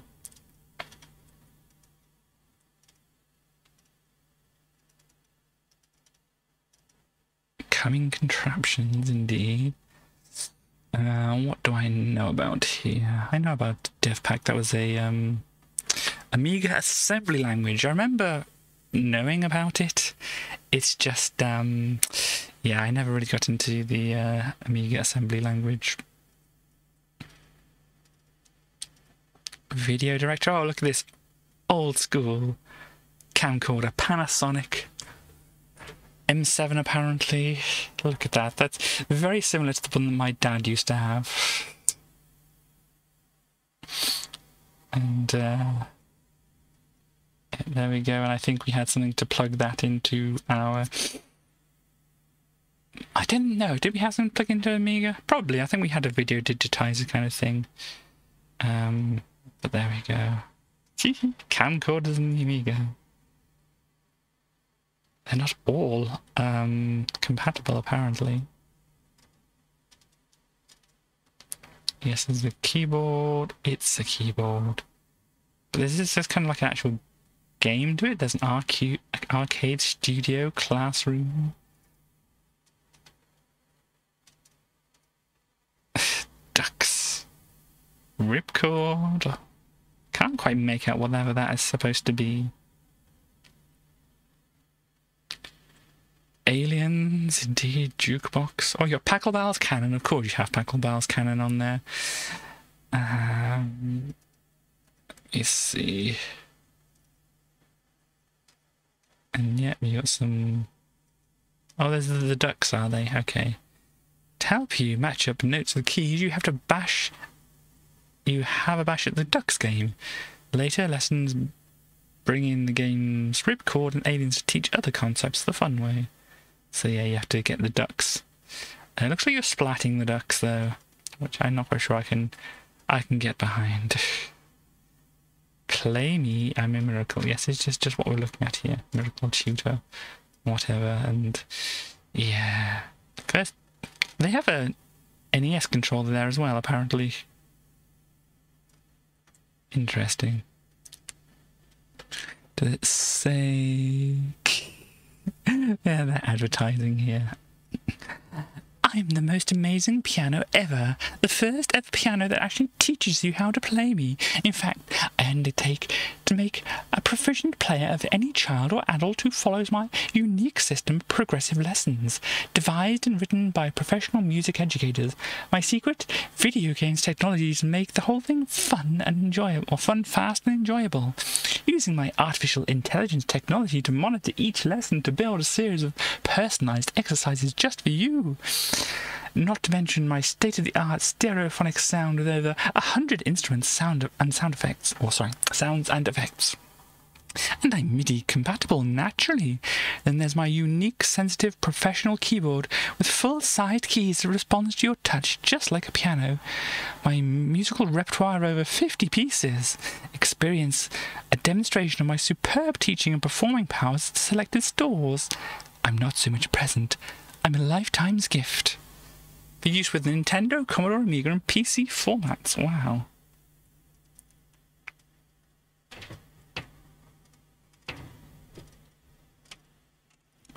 AMAS sampling package. Diamond. Oh, we have another Diamond story here. Gosh, these are always interesting, aren't they? Hi fans, I get a lot of letters, not only saying how hunky I am, but also raving about our great prices and service. Well, fair enough, the brilliant prices are down to me, but remember, great prices are nothing without great service. He's got a microphone as well, apparently. Diamond Staff Training Centre, oh dear. I want you to meet a very special man whose job it is to make sure that everything you see or get from Diamond is 100%. Meet Major Service. Hello, Captain. Just running through some basics with the staff. Diamond staff are pleasant, helpful, reliable. What are the ones that are missing here, though? Stuck here forever and not allowed to eat on the job or something like that, maybe. Anyhow, we get hundreds of letters like this one from Mr. Gibson from Winchester. I would like to take this opportunity to thank you for your excellent service and prices. Diamond Computers will never sacrifice good service for price. We never forget it's you, the customer, who pays the wages. Anyway, mustache. At this rate, it's going to take some time. After you? No, after you. You first. Dear me. So yeah, that's one of the least entertaining ones of those so far.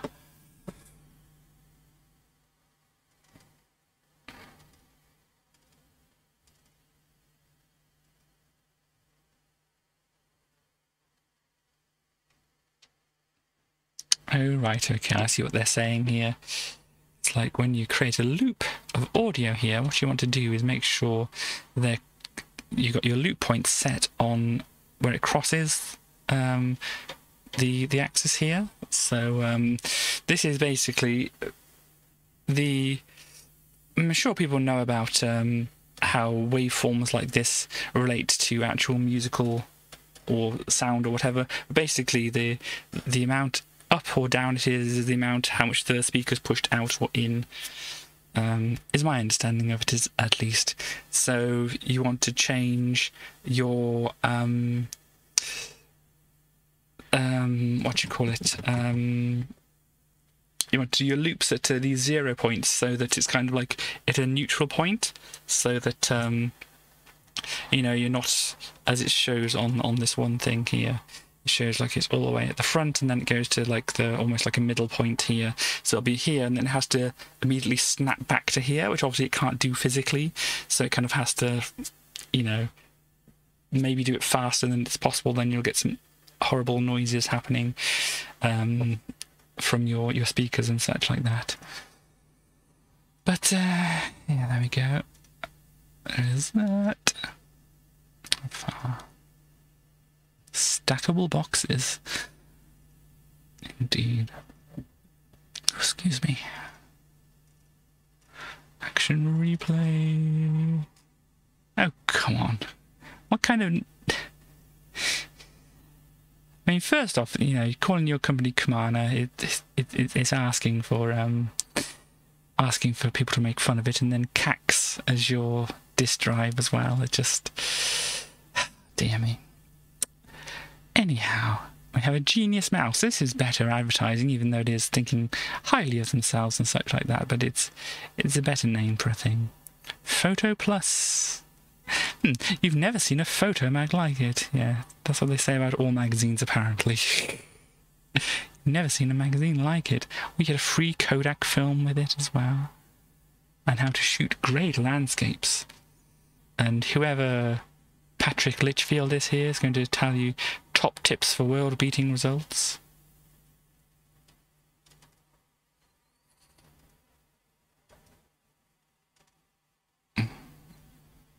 Yeah, still not sure about that. Skate Tribe. Okay, Shadow Utilities. Battle of Britain and the War Game. Yeah. I mean, it may be... Oh, I can see this is supposed to be, you know, Wales here, and then obviously Cornwall and stuff over here, and then the rest of England up here and such like that. So, yeah. I mean... The graphics aren't the hottest, but maybe it's a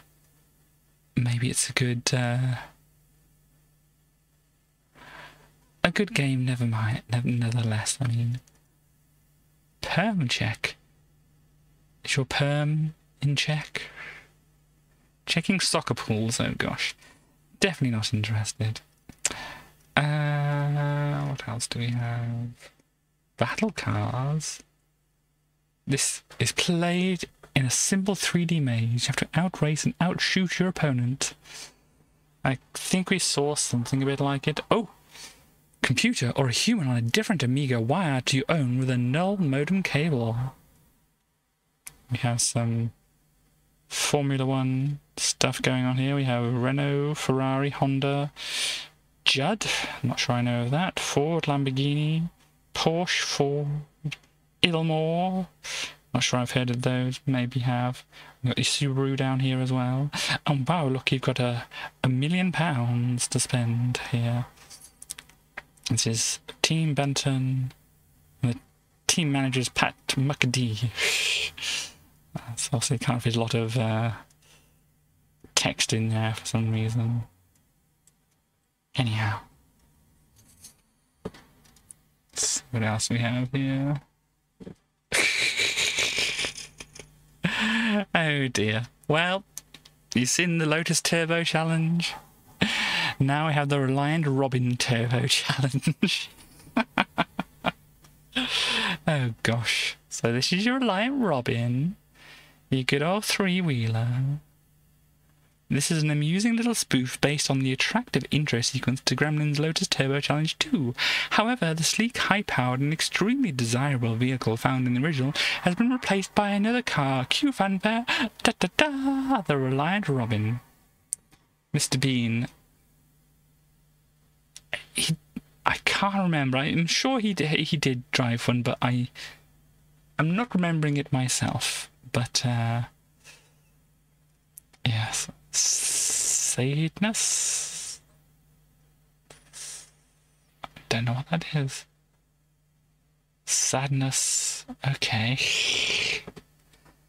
He drove him in, but he also bashed. Oh, right, okay. I think I half remember that now. Odyssey. Interesting. I think it's just like an animation or something like that. Why pay for software? You can get it for free. Indeed, indeed, yes, indeed. Oh, this had Amiga PC and ST on the cover as well. Match Patch. I don't know. Have we seen that game yet? I know I've seen that game previously, but was a Match Patch on one of the cover discs at all? The Grandad has Reliant Robin. I think you've mentioned it before. Yes. Let's see what else we have. Oh, this is a thing. Indeed a thing right there. Hardwired. It's a bunch of demos put together or something? I don't know. Christmas demo, indeed. There's a Video Toaster there. That was, I know, at least on the PC and things like that, wasn't it? But, look at these good pups right here.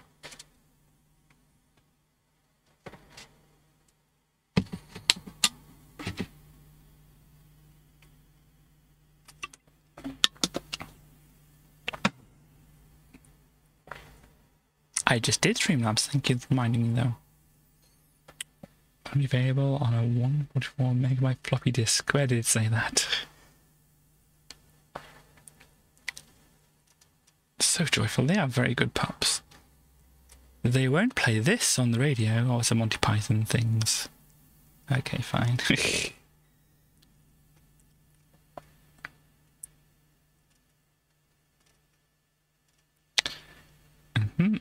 Incredibly trans colours on there. Good. Happy about that. Bunch of things. Amiga format back issues. So we've seen all of these. And all of these. Yes, I do actually have some of the Amiga Power magazines downloaded now, so we can look at them whenever is good to look at them. I don't know. Yep, Evesham Micros once again here. Much the same things I had previously.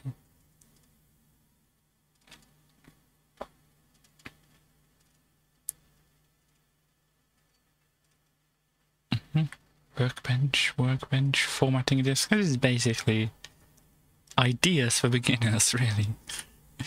But how to use Workbench and things like that. Double clicking, yep, dragging around, clicking, selecting. Very beginnery type stuff, but you know, everybody has to learn this stuff, so it's fair enough. It's how to format a disk.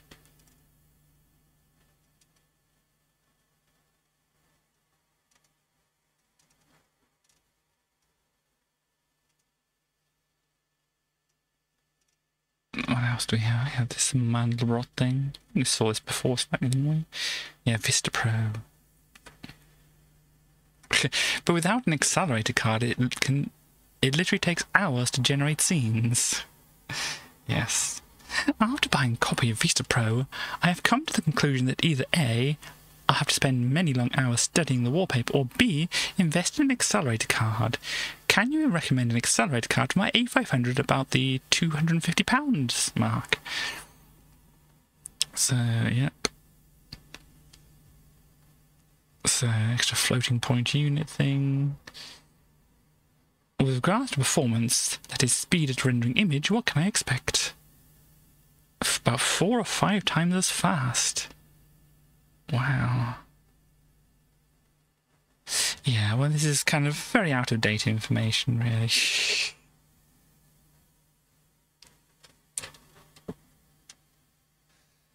Only... Why do they have sold out on their adverts? I don't know. Pricing makes sure GPU seem cheap. Yeah. Well, at the moment, obviously, they can be quite a lot higher, really. What else do we have here? Amiga answer.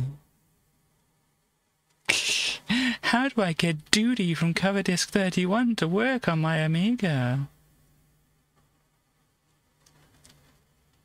Make sure all external disk drives are disconnected first. Then type in memclear, then type in duty/duty. Oh gosh, and then they have different type of thing. Oh, if you only have 512K, you can't get it to work.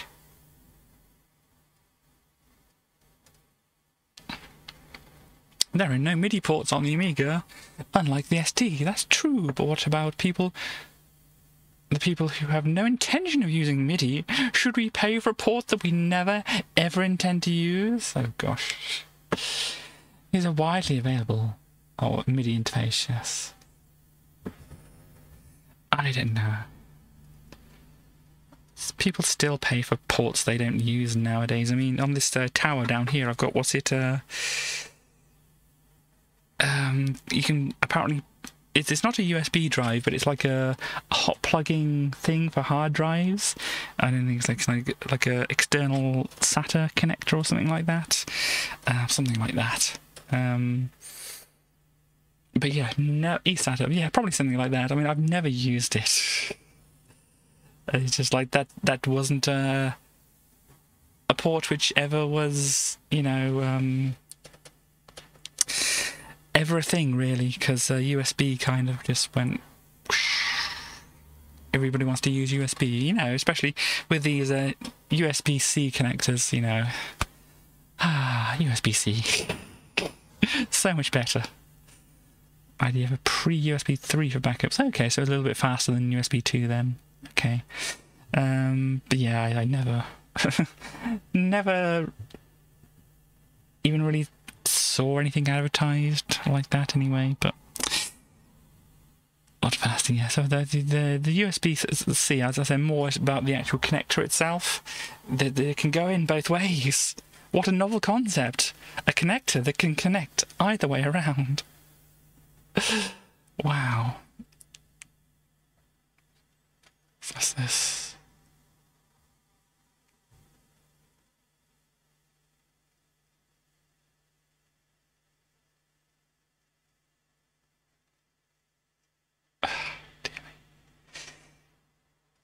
Hello, DJMB. Nice to see you. It is indeed some Amiga stuff. Oh, yes, I did. Yes. So, I did fill in some of the answers for this. Gosh, it's on my tablet and stuff like that. But yes, if you remember the thing from previously, this is the answers to some of this. Set painting in all modes. Yeah, I wasn't quite sure about this one. Yeah, I got quite a few of these, I think, right? I mean, obviously without the questions, you can't really see what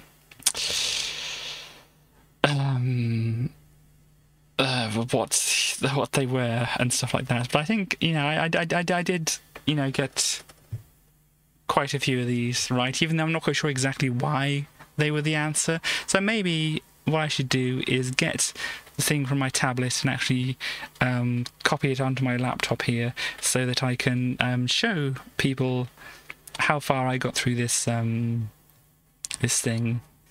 Dehydrated oregano, indeed. Yeah, but yeah, I got most of these things right. I think I had a few gaps and stuff which I couldn't quite get. But yeah, so there is that. So maybe I need to look at this. This is page 219 for my reference later on to grab this picture and also the picture of the thing which I was just saying.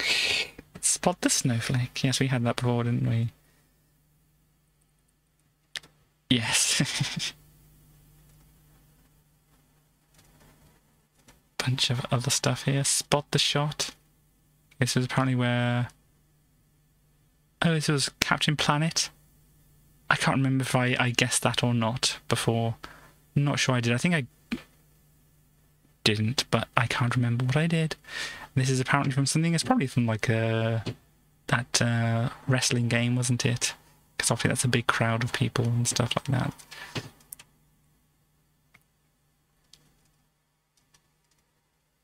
Build muscles fast. And that's the end of the thing. So I actually, whilst I get this reset and set up, we might actually look at one of the Amiga Power ones, since I actually have them available here. And we have maybe a little time to do a look of the Amiga Power thing. Let me get this sorted out. Since we didn't look at the Amiga Power magazines when we were going through the Amiga Power discs, that was the one. Katie Brain. Sometimes not. Most times not, really. But no, we don't have it here because for some reason it just really doesn't like it. I did shut it down and then restart it. But here we go. This is what Amiga Power looked like.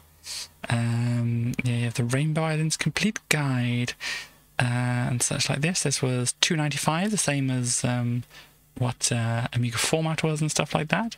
Then we have Exile, also Cybercon, something like that. The Bomboozle. I don't know if we got this working before. I don't think we did get it working. But anyway, so look through this. We have another Bart up here. Not a terrible looking Bart, but then we can't see the full image really. So this is their like first issue. Where does it say on here? Issue 1. There we go.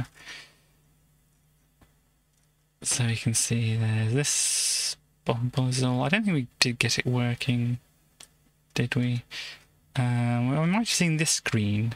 I'm sure I remember seeing this screen. But no, I can't remember if we got it working or not.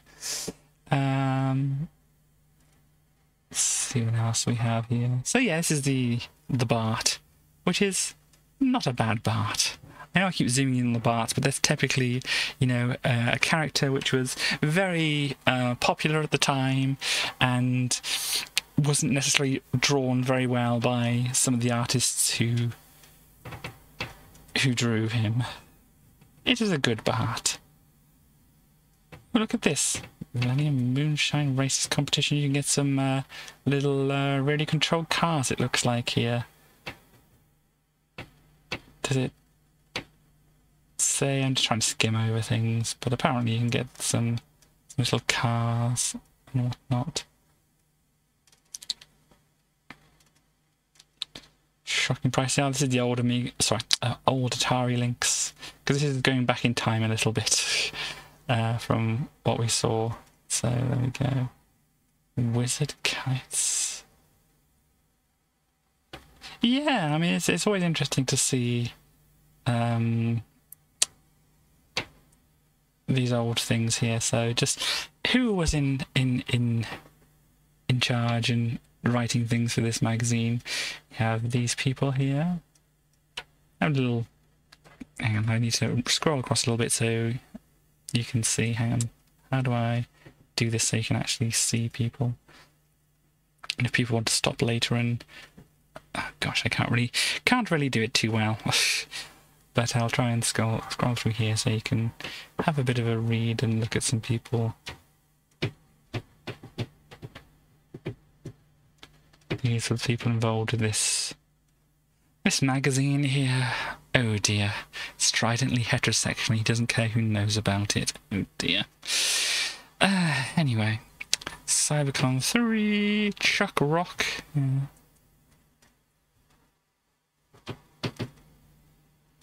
It's a very colourful, yes, very colourful game here.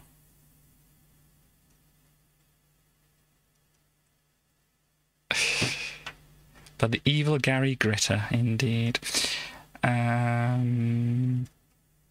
Let's see, Exile. We got a bit of a map for this. This is an interesting game. I've played it a couple of times and never quite got the hang of the controls of it, but there it is. Predator 2. Predator doing a big dive top here. And then Exile, so these are people, Jeremy Smith and Peter Irwin apparently behind it. Exile originated on the BBC and was converted to Commodore 64, and then William Reeve then reproduced the C64 version on the Amiga before Peter rewrote it to take fuller advantage of the new machine. So there you go. What is this one? Gods. I think we saw... Did we see a demo of this? I think we did see a demo of it, didn't we? A lot of these things, it's like, I have no idea what I was supposed to be doing in this whole thing. Railroad Tycoon. Versus SimCity they did as well. Gosh. Genocidal alien massacre rating. Railroad Tycoon. Completely alien free zone. Dear. Apparently SimCity wins out for them. Yeah, here's Chuck Rock. And there's Gary Gritter, and that's Ophelia. And there's Chuck. Indeed. It's kind of it's a platform game, and it's, as I said, very brightly coloured and such. And as I remember it, not too bad actually. But it's been a while since I played it. I've seen some of these things before. I haven't seen this advert before.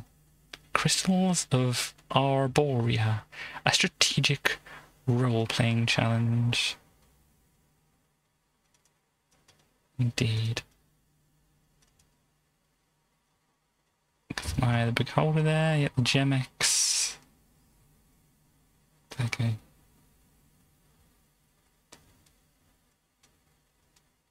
Killing Clown. Oh my, I think we saw this picture before, didn't we? It's very, very interesting. Huh, so this was out when Lemmings was out, because, yeah, I don't know. I suppose I could have looked at the actual date on the front of it, and the Rainbow Island, yes. I might have had this magazine, yeah, I definitely had this one, because I remember these kind of things. I think, as I said, I pulled out all these pages of things like this so I could keep them in my notes and things like that. Do The Simpsons, indeed. Hey man, this is a Simpsons special competition as we got 3 pictures from the series. Signed by the cartoonist Matt Groening himself to be won, plus there are 10 giant Bart figures and lots of other goodies as runners-up prizes. So do it now. Gosh. But look at these dolls here. Oh gosh. Bart and Lisa and Maggie have all seen better days, really. A little, yeah. Definitely one of the Treehouse of Horror kind of things going on there, I think. A sharp camcorder. Amazing. You've Been Framed. Oh dear. If people don't know, You've Been Framed still is, maybe, a television show here where people would send in the bloopers from their home movies and get, like, 10 or 20 quid or something from it. But yeah, there's a camcorder there, and a mountain bike, Harrow. Don't know about brands of bikes, and there's a little quad here, Suzuki, as apparently. But yeah, there we go. Lots of other things going on here.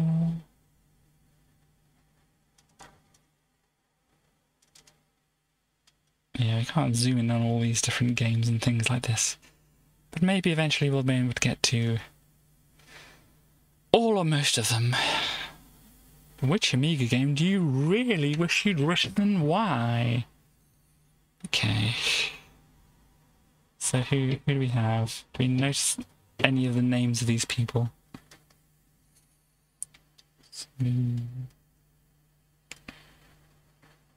one of the Bitmap brothers wanted to write Dungeon Master here. Or somebody from Sensible Software wanted to write Kickoff, but they obviously wrote their own football game.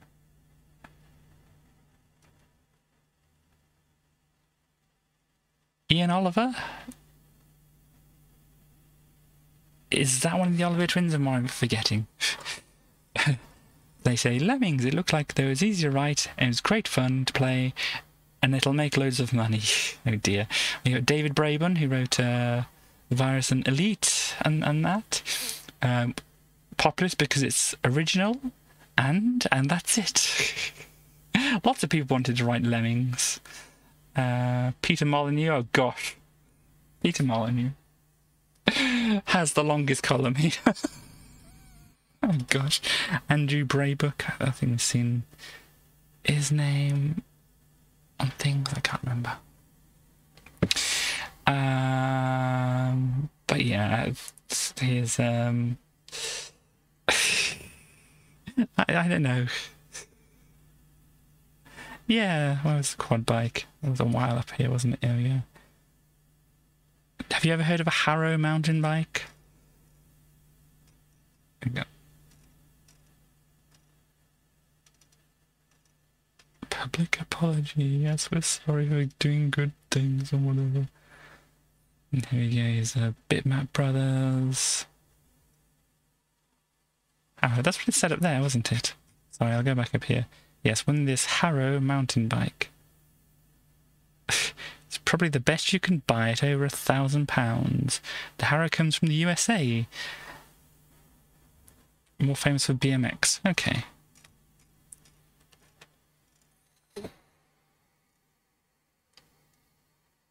Yeah, this is Magic Pockets still in development here.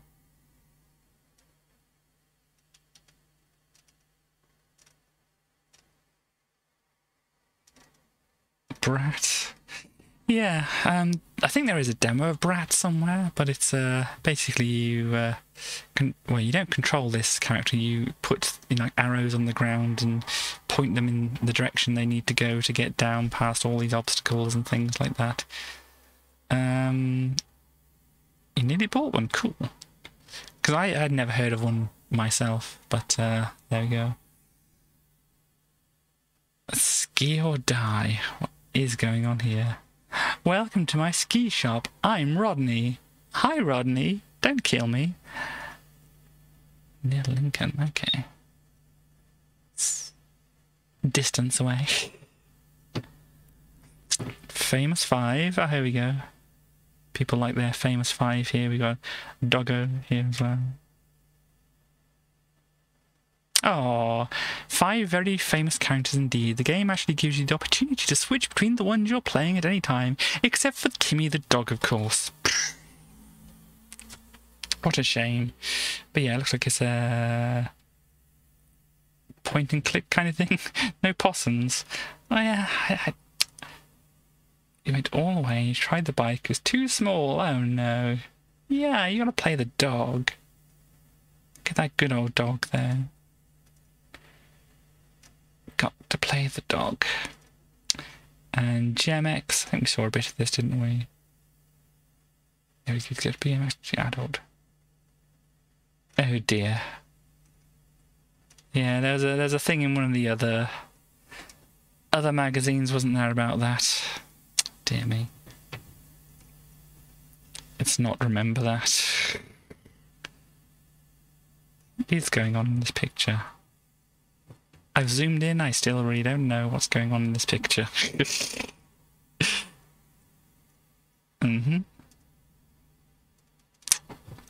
Supercars.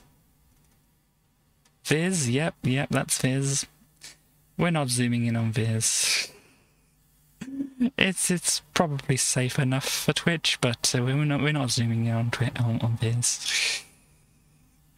CJ's Elephant Antics. This is one of the Codemaster ones, which I'd never actually played any. The lack of possums on the disturbing. Yeah, I mean these are UK magazines as well, so you know. But yeah, so it's a baby elephant who escapes from a plane while being transported to a zoo and has to travel through Europe and Africa to return to his home and family. So yeah, this is obviously Codemasters, the people who made Dizzy and such like that, and even though it's not very, I don't know if it's Dizzy related or not really, but it's still, I've never seen or played this game, and it came up in one of the Dizzy games as being advertised, so I think it's, you know, going to be at the end of the Dizzy retrospective, would you call it? I don't know what I'm doing. Simpsons are from the UK. Yeah, well, they did get exported here. Oh gosh, look at this printer. Look at that. Gosh. Is that the paper carrier underneath? Or I'm guessing it's the paper carrier underneath, but wow, look at that. Yeah, because it looked like that would just sit on top of what this this here, and these are the actual printers. But wow, they even have the little hand crank on the side. Colour? Gosh, this one has colour. Oh dear. Yeah, and you got your parallel printer cable included with it and whatever. 5 continuous envelopes on a tractor feed. And wow. You also have colour, I know. I mean, look at the colour well, I'm kind of more of just generally kind of pinkish and whatever at the moment, but I do have an owl. Here is the owl. Let me actually show you the owl. I don't know if I've shown this t-shirt off before. Maybe I have, maybe I haven't, but it has a good owl. Let's see the owl. There. Let's go back over to here. There's win the Amiga Power all-time top 100 games. Wow. That's that looks pretty cool. Good owl. It is a good owl. Thank you very much for saying it. I think this is one of the first, you know, female bits of clothing that I got, and I think Starly helped pick it out. Maybe it was around the time when we were going around looking at the big owls around the place. The big statues of owls that they placed around Birmingham here a few years ago now. Yeah, this looks like a very good selection of games to have won. The difficult bit. First check out the questions below, then answer them. And then you send it off to them in Bath there. So, the music to Xenon 2 is based on the theme from what low-budget movie? Is it Mega Blast? Was Mega Blast a movie? I don't really know that one. How is Leisure Suit Larry 3 subtitled? Gosh, I mean, I don't know. Shanghai is loosely based on what ancient Chinese game? It's the Mahjong, isn't it? Name 2 other games not necessarily on the Amiga by Laser Squad creator Julian Gollop. I'm guessing you can read back in the magazine here to find all these out, but wow. What interest cult character wrote the introductory poem to Castle Master? Wow. Rainbow Islands is a sequel to what game? Bubble Bobble, I know that one. Which flight sim might be hard to track down in a local computer shop? What's the name of the Warhead creator Glyn Williams' soon-to-be completed new game? My word. What is the name of program of... What is the name of the program of Firebird's Quartz? Captive is essentially a modern-day update of what game? My word. Now we have Clax here, look at that. Loon, SimCity, Rocket Ranger, is that? Elite? Elite's very good. Not that I'm very good at it, but it's still a good game. Ah dear. Kid Gloves? Yes, we did play the demo. This was on their Codisc. Yeah.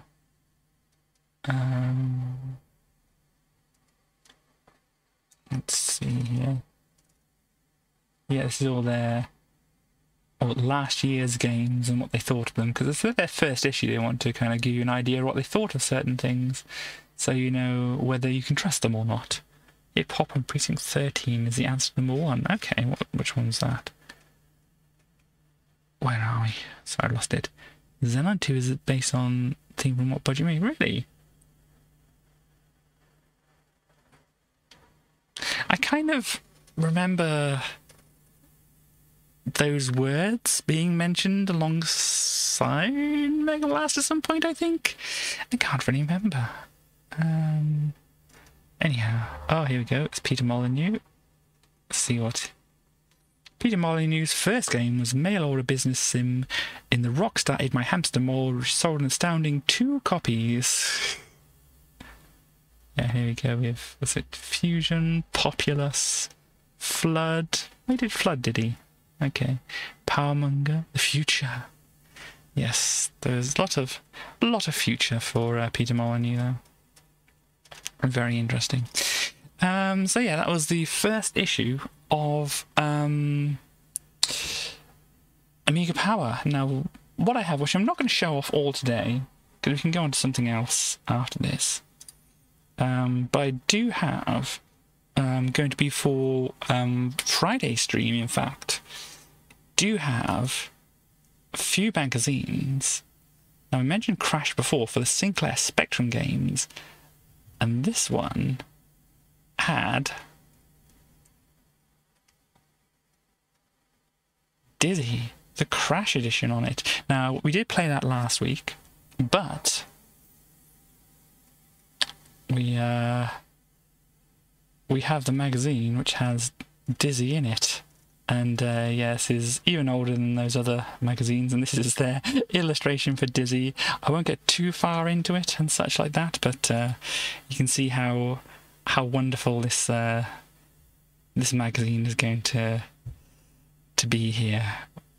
And as I said, they've got a couple of other ones. The one that had, because this is the one, as I say, that had the Dizzy Special Edition on it. That was the one where he was walking around looking at, you know, in the kind of some of the screens of the first Dizzy game, and a lot of the items he couldn't actually pick up but were advertising to him. Games Master, yes, it was it Patrick Moore, wasn't it, doing the Games Master, and what was his name? Dominic something as the first host of it.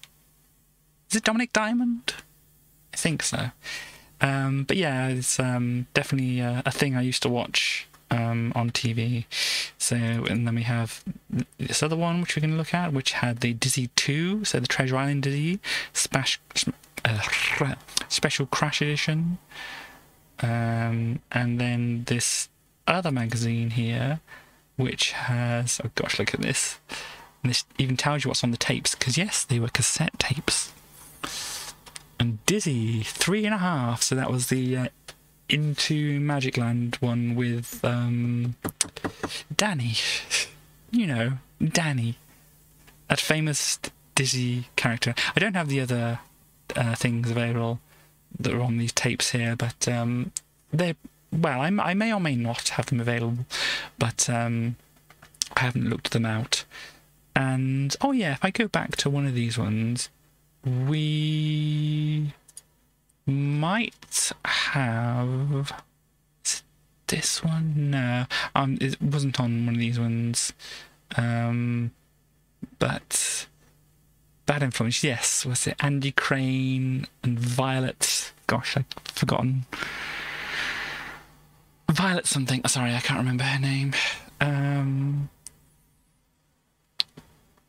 But yeah, did we have... I don't know.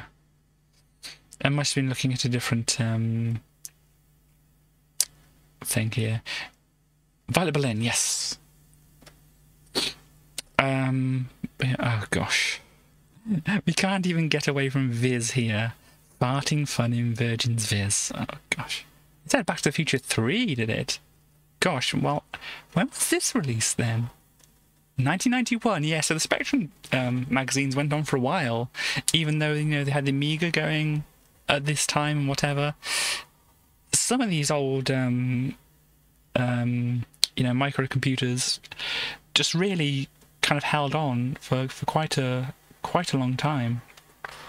as evidenced by the fact this is like kind of like the cover tape advertisement for Magic Land Dizzy, which was on the Amiga as well, and it's kind of surprising nowadays, obviously.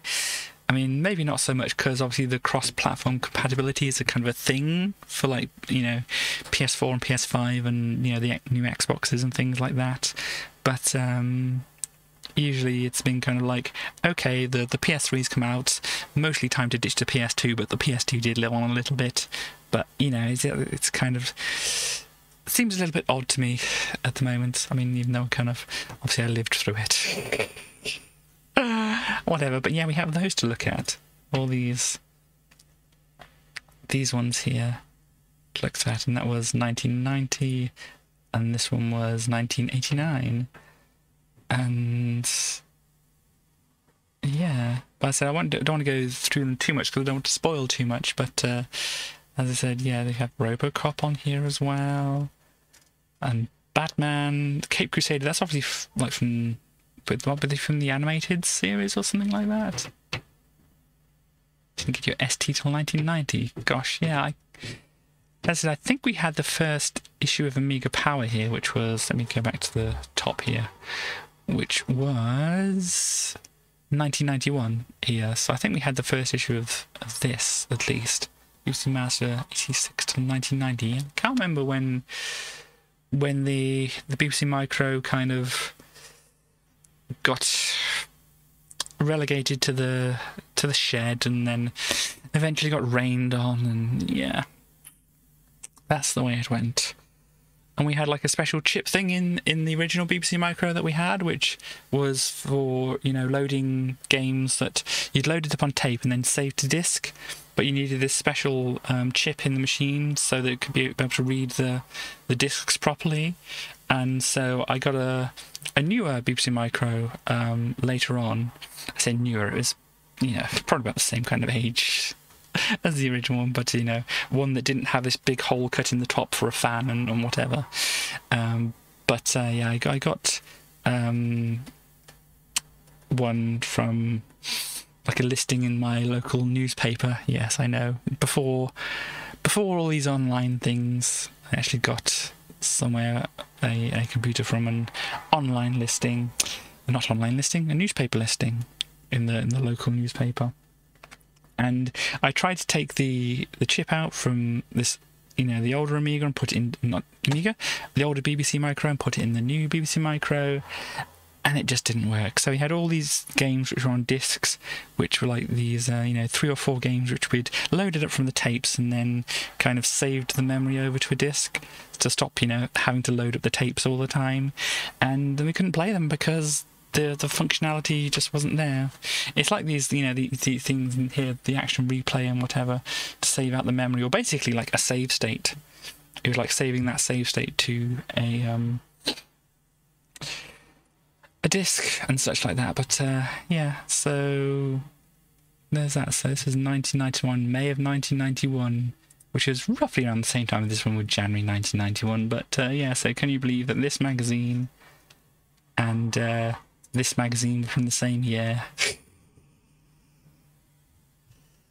But they were, because, you know, the spectrum persisted. So there we go. Right, so I feel like pale yellow newspaper is called adverts. What's it called? I mean, it's not the yellow pages I'm imagining that you're thinking of there. I want to find something, because obviously I kind of like put Top Banana as the top banana of the stream here as the title here, and we only saw a little bit of it. I was just wondering if I could actually find a version here which we can actually have more of a play of. So let's see. Disc 1 2. Let's try loading this one up. You can't see anything at the moment. Yeah, phone numbers, yeah. Yeah, pale yellow newspapers called adverts. Maybe it was just a thing for your area of the world or whatever you area of the UK and things like that. Let me just get this starting to load and make sure it is loading up okay here, and then we can. Yeah, that's not part of it. Yep, very happy about you. I don't know, maybe I should show the intros from the people who actually made the games playable or not, I don't know. But, you know, there's certain reasons why not to. But let's have a look at the full version of Top Banana and see what that is like.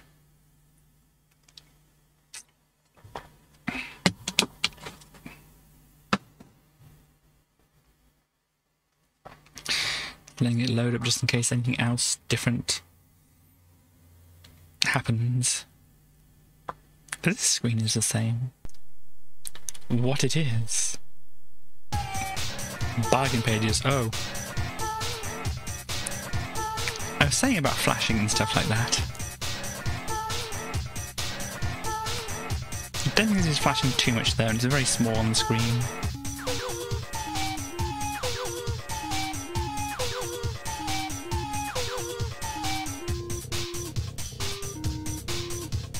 But this is the real Top Banana experience here.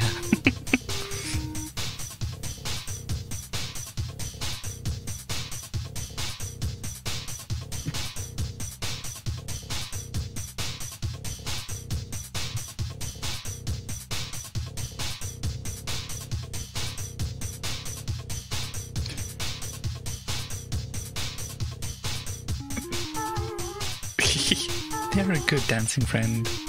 Assault on Precinct 13 from Egg Blast. Thank you very much for looking that up, Morbits.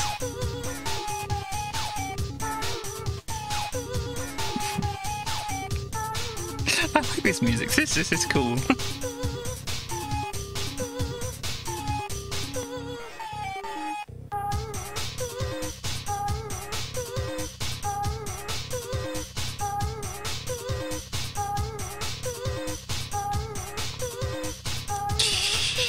Yeah, I'm not quite sure when to move on from this, because you know, this is the Top Banana experience right here.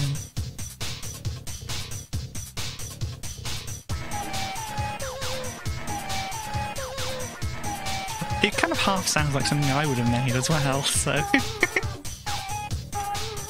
even more reason to love it.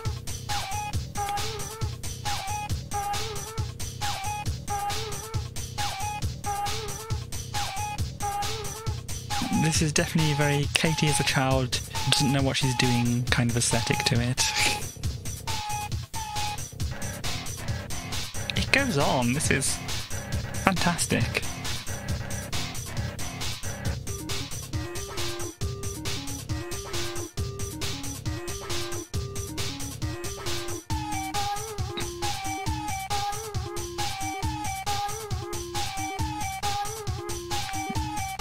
But anyway, let's move on if we can. If we can, I'm pushing the fire button. Doesn't want me to move on. Can I push the mouse button? No. Okay. The other mouse button? No. Space? Ah, there we go. Please paste disk 2 in a drive and press return. Okay, well let me find disk 2 then.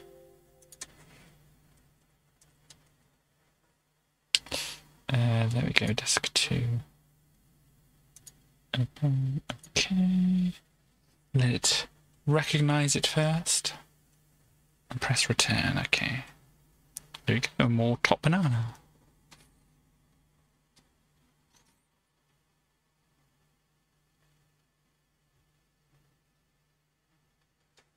Oh no.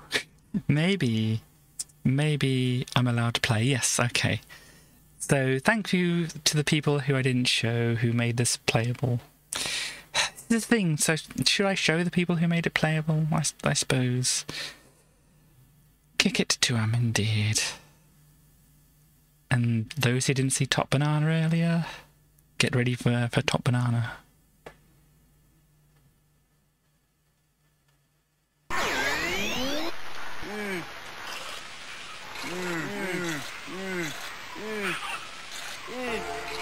Ah.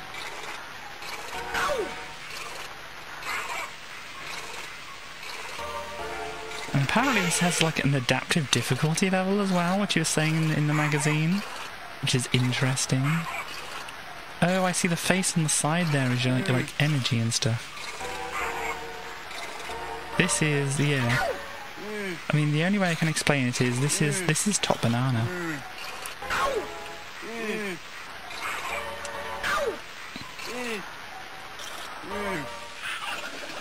Oh no, there's a thing there. Gosh.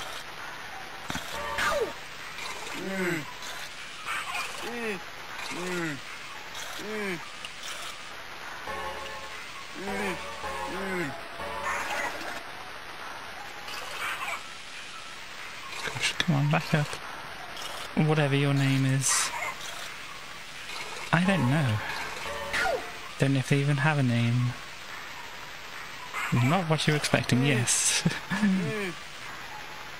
That may be everybody's first reaction to Top Banana, to be frank.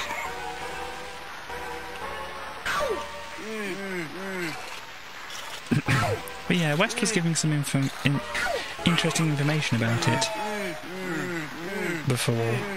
It's kind of like a recycled game. In a way, it's very punk. Beware, behave. Oh dear.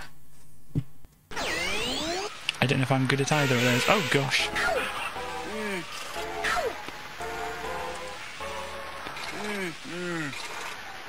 Oh gosh, what's happening with the screen? Well done. Top Banana, please type in your name. We'll go with just Banana.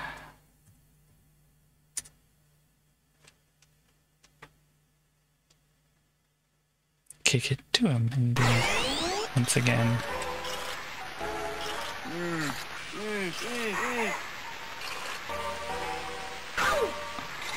Yeah, it is incredible in a way. I think. What do you mean it's recycled? West, what were you saying about that if you're still around?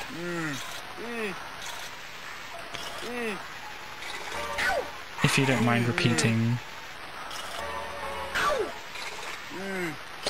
There's something about the assets being kind of ripped from other places and things like that.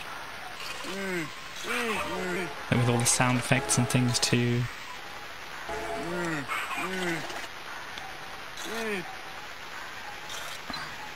And it came in like eco-friendly packaging or something like that as well, I think.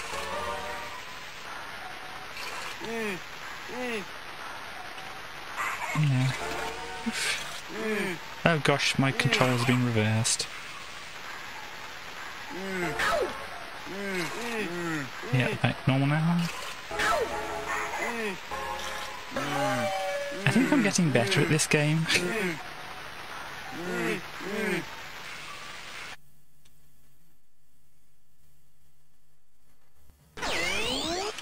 Surprising in a way, but...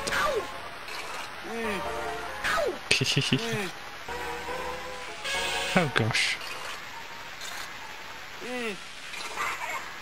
Yeah, this is probably around the time of actual Pogs, so you know.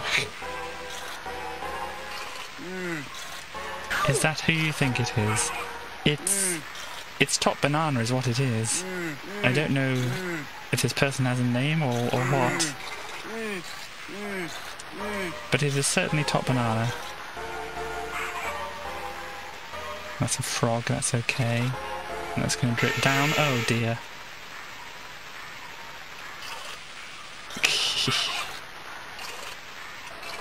Oh gosh, come on. Oh dear.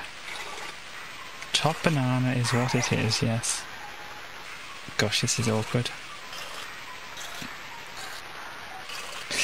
By the way, how is the compression on the end of the stream there? Because this is going to be taxing it, isn't it?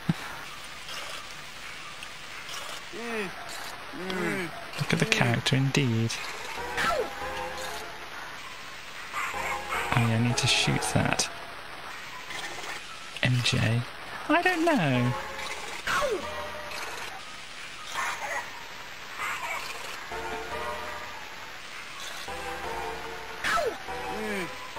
Oh gosh, why is the screen shaking like this? Oh gosh. That is most unsettling.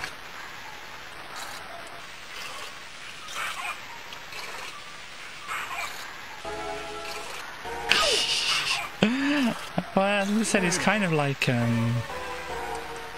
sampled. Katie! How apt. Oh dear, ow.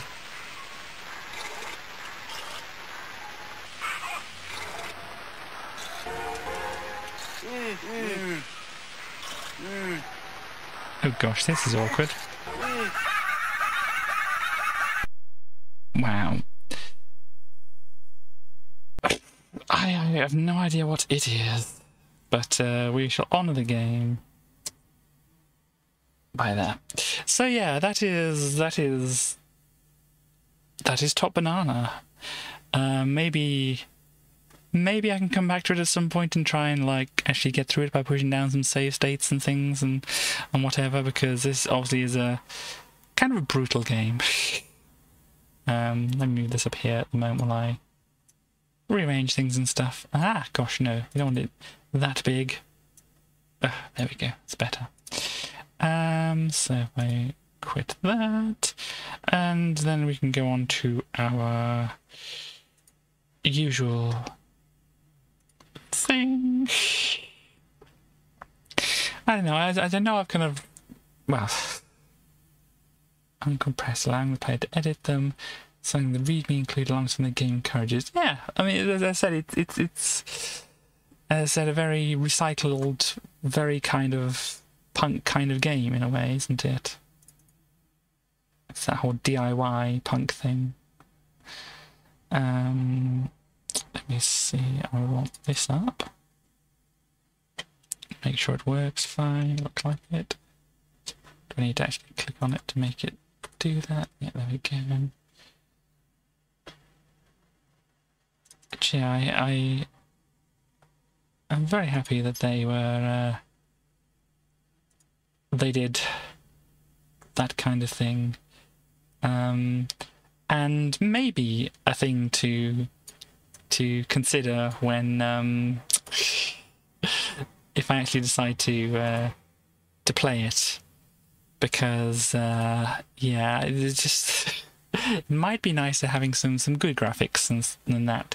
So gosh, I don't know how many graphics there are in the game and such like that, and how they're sorted and ordered and things like that. It might be a thing to look into. And yeah, I don't know if I can edit graphics for a game like that very well, but maybe there's some way to go about it to make it look a little bit more or less ice drainy and such. But yeah, I mean, we would miss out on the whole Top Banana-ness of the game if we did that. But I think if we looked at the images and that, then maybe that would be interesting. I don't know. I will have to try and see what I can find out about it and such like that. Maybe that's a thing to bring up on a future stream, to say, hey, look, this is what I found out, if I find out anything. Anyhow, what I want to do now is go over to this. So yeah, because I was playing this one here, and I was kind of, you know, not doing actually too badly at it. Sorry, can I grab this and move it, please? Thank you. Gosh, there we go. And since we have no other sounds going on at the moment, let's do a little bit of some background music. What should we go for here? Let us start with... why not this one? Is it playing? It is playing, okay. Turn it up a little bit. What's my volume on here, by the way? That's way up. Okay. So hopefully you can hear things okay. Might be a bit quiet for you there. I'll leave it as that, just see if it gets loud or whatever. I should update my other things as well. Hang on.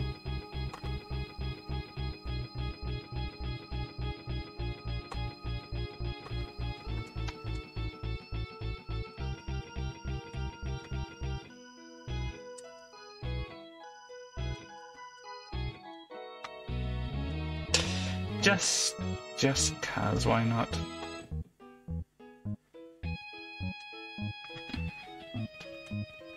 Right. So yes, any requests for KT Radio can be accepted now. Whatever. Where was I in this?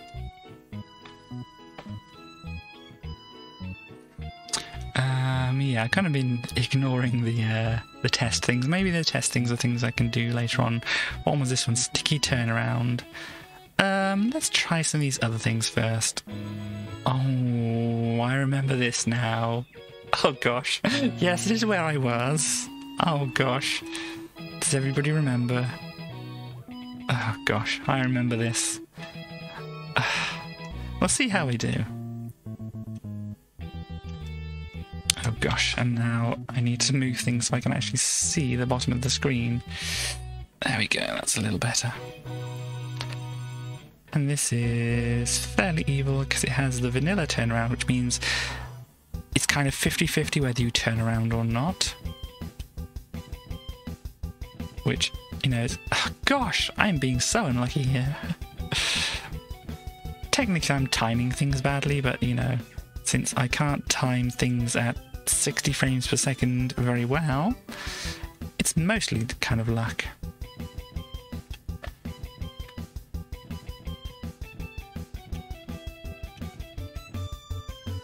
Okay, I'm going to reach it like that, and whoops. It's more about managing what happens if you don't get it, or just being lucky. Might end up just being the last.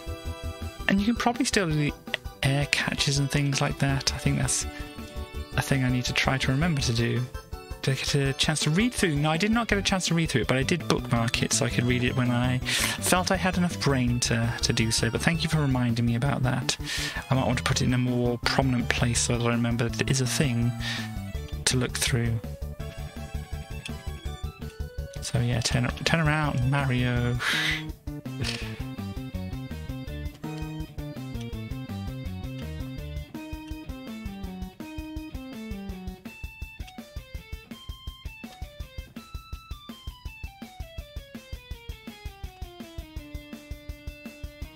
Can we bump it? No.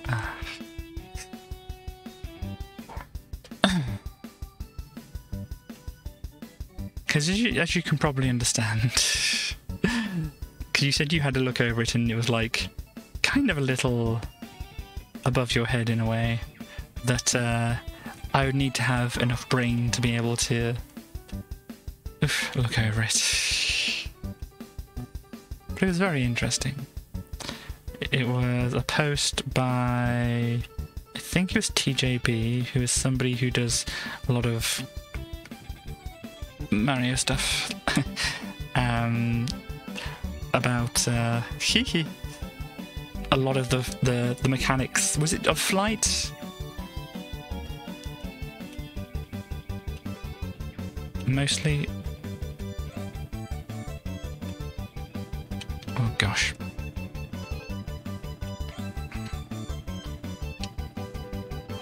Flight. Oh gosh, please.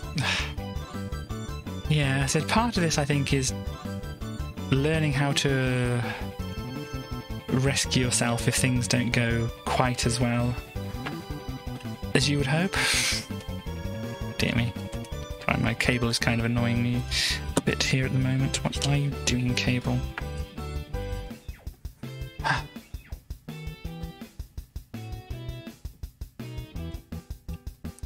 Yeah, oh gosh.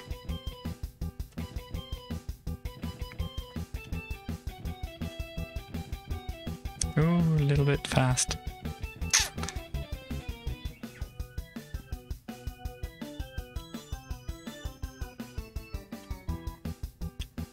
Oh gosh.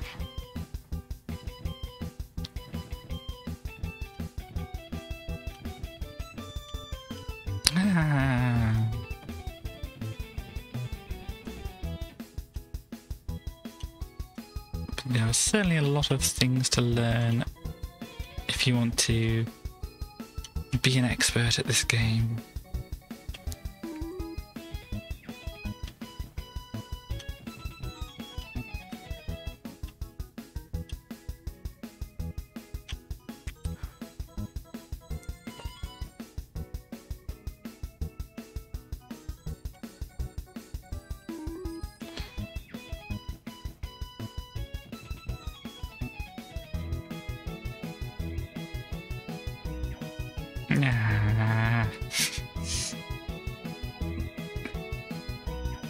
I still don't quite have the timing of normal flight.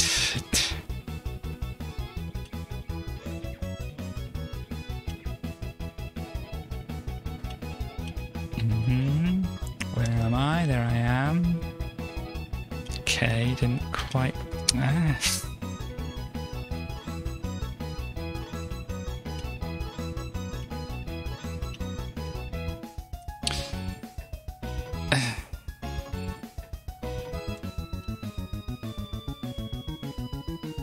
Okay, that's... See, when I was anticipating that it wasn't going to turn around a few times, it did. Of course. Oh, here we go. Okay. Dear me.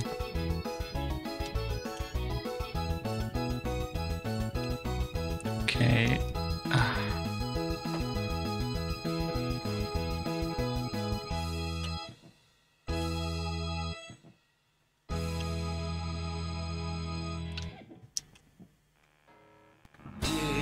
Oh gosh, that's probably a bit loud. Let me turn that down a little bit.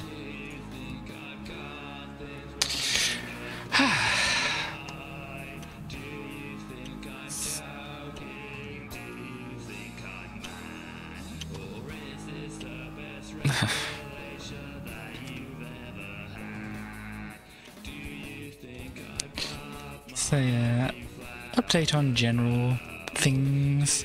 I bought a few things to try and clean out my old desktop thing I was running the stream on for a while at the start. Unfortunately, one of those little vacuum things that, or blower vacuum things that Stars suggested, they weren't actually in stock. So I'll try and do what I can with what I have and see if I need the things, and if it comes back in stock I can obviously get it then.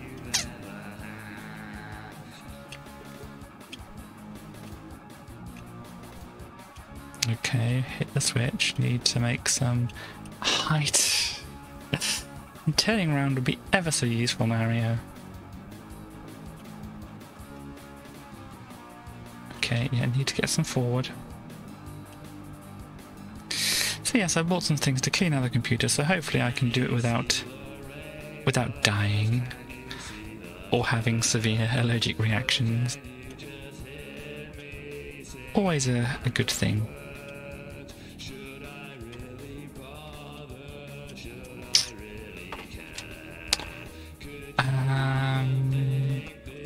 Yours is right. You're not massively impressed, oh dear. Well, maybe I'm not going to get one then. I'm sorry that you bought something which you're not really happy with. Okay, but not really a blower thingy. I'm guessing from your phrasing there. Oh gosh, I'm not going to make it back up from here. Oh, maybe I could have.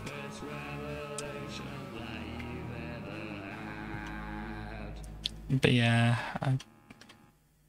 doesn't have like an amazing place for compressed air. Okay. But yeah, I got some little brushes. They call them anti-static brushes, so hopefully they'll be okay for it. More direct nozzle, okay. Oh dear. Okay, I'll behave.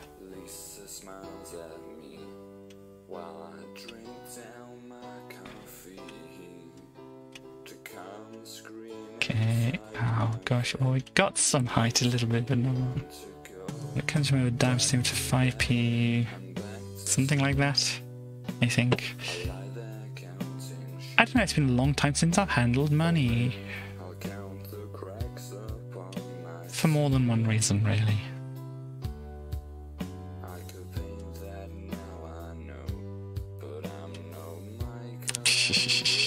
Oh gosh. I dread the thought.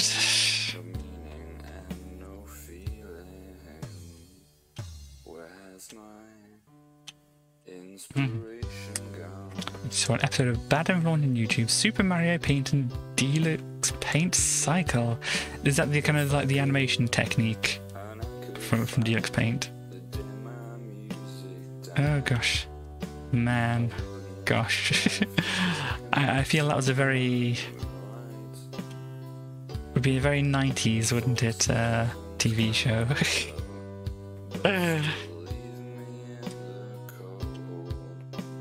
And look like it.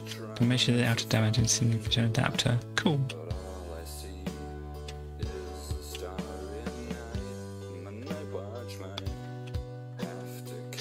So yeah, as I said, that it's kind of in the continuing saga of the Amiga hard drive, because I tried loading up Linux on my laptop here and trying to get to work through the USB thing through Linux instead, and I maybe got some more information, or at least some different information from it. However, it still wouldn't read the thing. I think it was reporting it is like a 2 terabyte drive, which it is most definitely not a 2 terabyte drive. It's 20 megabytes, and I think that's the problem with it reading it, if it works. It's that it's just doesn't know what the size of the drive actually is, which is apparently a problem with these USB adapter things with any drive that's below 1 gigabyte. Oh dear. Okay, can we get some height, Mario? You're below 1 gigabyte. I don't know. How do you measure people in gigabytes?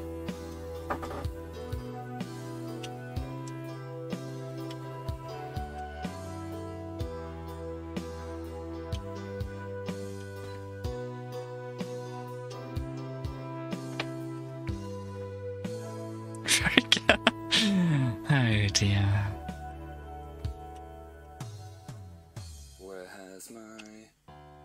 Inspiration gone. I'm sure I had it yesterday. You know, give me a donut and I'll show you a megabyte. Oh, somehow that worked. Oh gosh. Trying to get the piece of wet working. Cool. I don't know, should I be upset that it hasn't worked yet?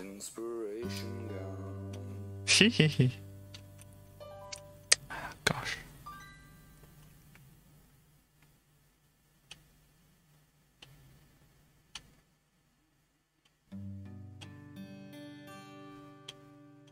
Gosh.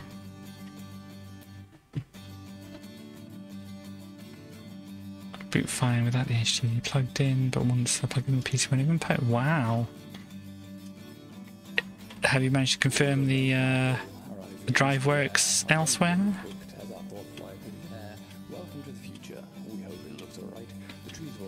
Oh gosh. PSU is unhappy, okay.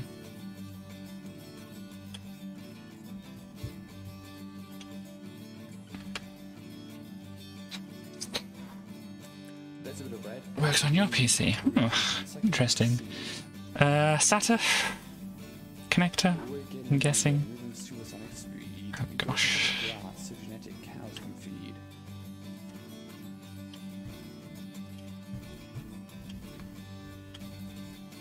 Huh.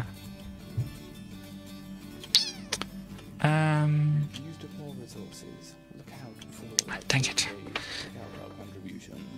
Not that that actually helps me to help you, but it's just kind of like...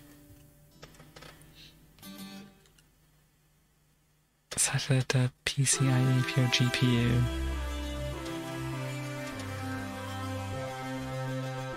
Oh, have a nice evening, Morbits. SATA to PCIe? That's...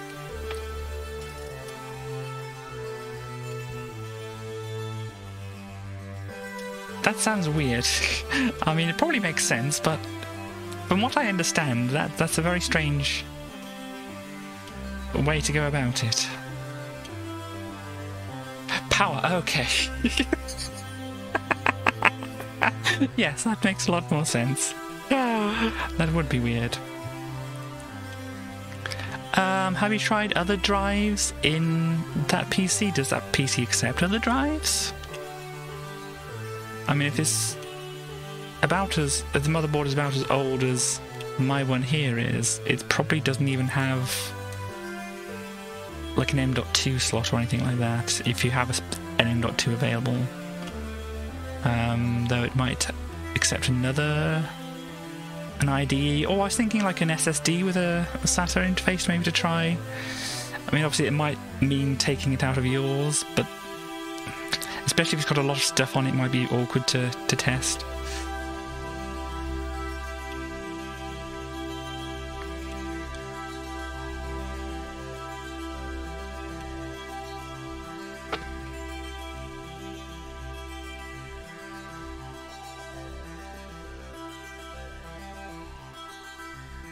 Oh dear. Yes, well I have some form of IDE drive to test here, but I don't think it would help you. Not got one either. No, not a separate drive you can use. But yes, any other drive really.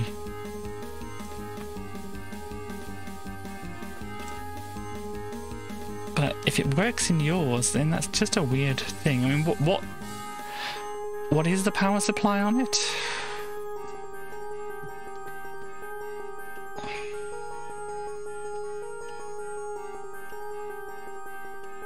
I mean, what's the wattage?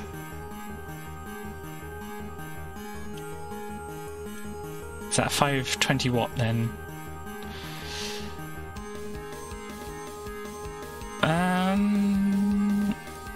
Are most of the bits the same from what you already had? Okay, yeah. Are most of the bits the same from what you had already in there? Or are you building something completely new? Because is this built off your old motherboard?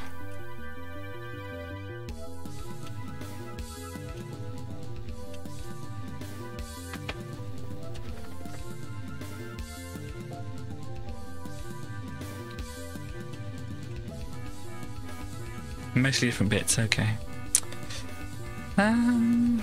So yeah, if you had like it mostly as the same configuration of what you had, except for, I don't know, maybe the hard drive or whatever you changed over to your new thing. Maybe. I don't know.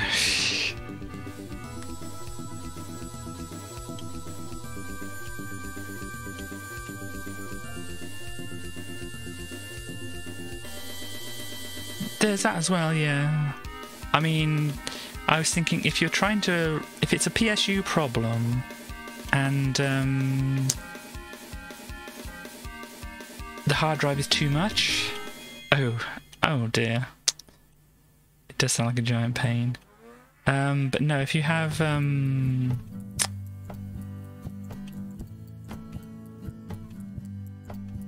a graphics card in there, maybe take that out and use it on board and see if putting the hard drive in will let it post, and then maybe it's going to be a power supply issue. That's the only thing I can think of to test. It takes other things out, which will be taking up a lot more of the power supply. So SSD, less power, yeah. But as I said, obviously, taking the graphics card out will obviously make it use less power. There's no onboard what? How is there no onboard oh dear, never mind. And obviously you wouldn't have like a cheap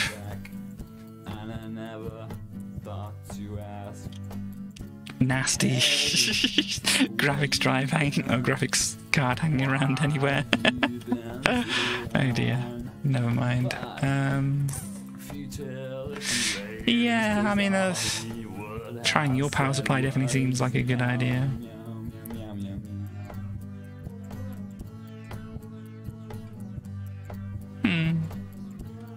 You have another GPU, wow.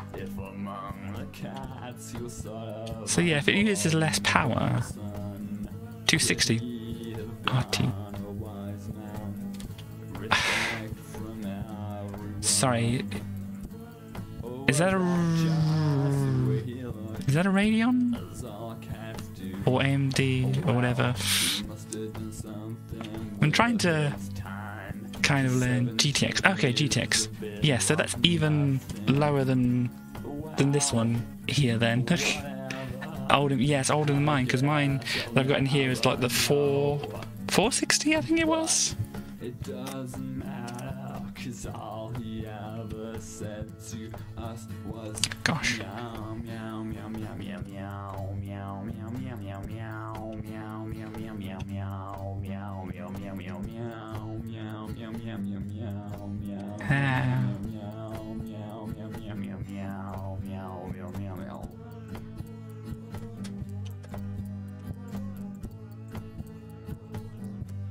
So yeah, basically, I think it's older than the graphics card I got in mine, so...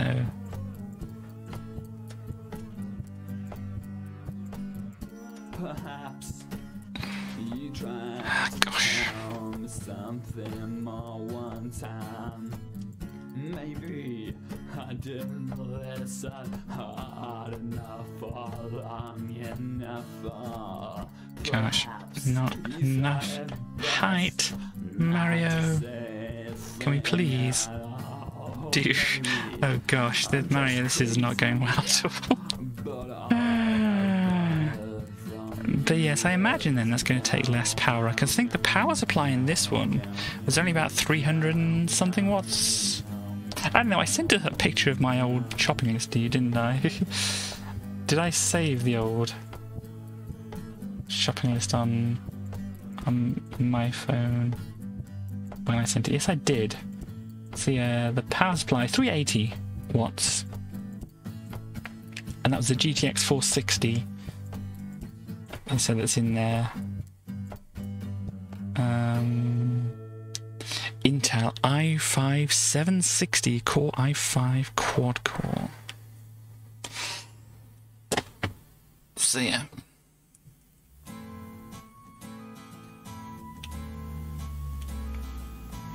Yeah, gosh. Oh no, can't. We can do it. No, we can't. GTX 440. Yeah, I'm trying to kind of at least have some kind of idea of, you know, the roadmap of graphics cards.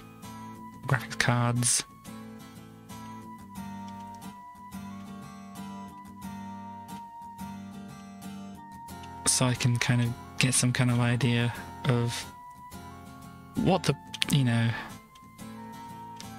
what the performance would be between them and that kind of thing. But there's a lot to take on board.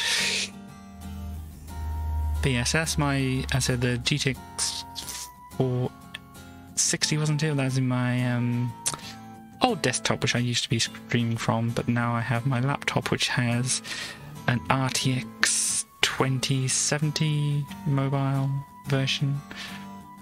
So a lot more capable to do what it's doing.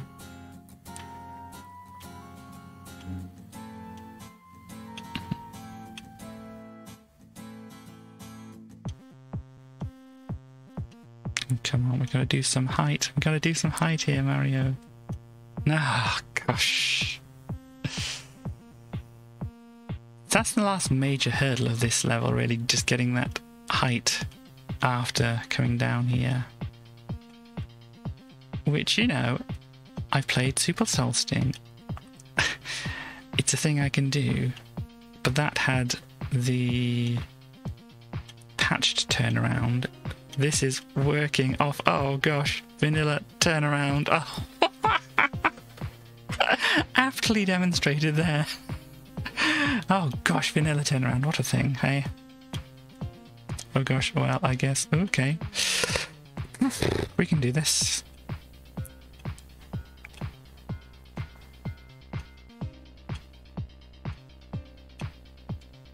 Oh, nah.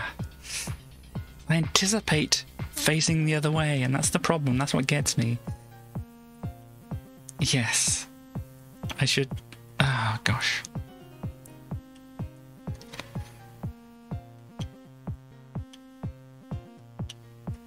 Am I there? I am there. Can I get some height? Can, but is that going to help me? Oh, dear.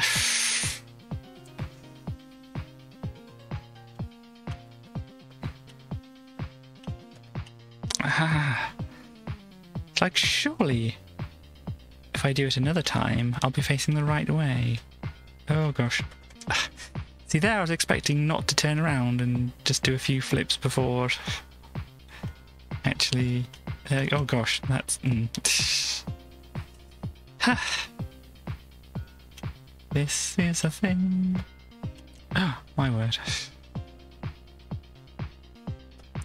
But yeah, I was worried when I was building this PC from the parts I had. I was like totaling up after I'd bought the parts how much you know, wattage the whole thing would use, because I think maybe one of the things I'd read said that, you know, one of the parts was going to use less watts than it did.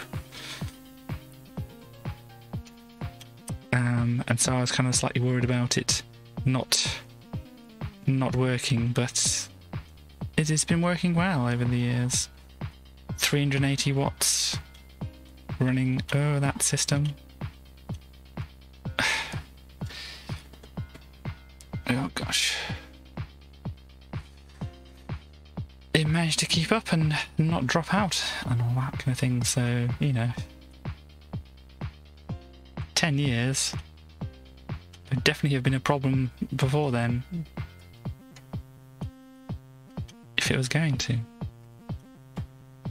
We've hit a snag, oh dear. Can I? Oh gosh. Nah. DVI. Unfortunately, I have one here, Stars. That's not going to help you. In fact, no. What I'm using there doesn't have HDMI, which is what you have.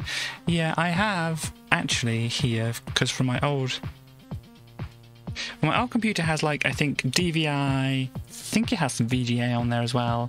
The 460, the GTX 460 in the old computer has definitely DVI. I think it has a VGA and also has an HDMI coming out of it.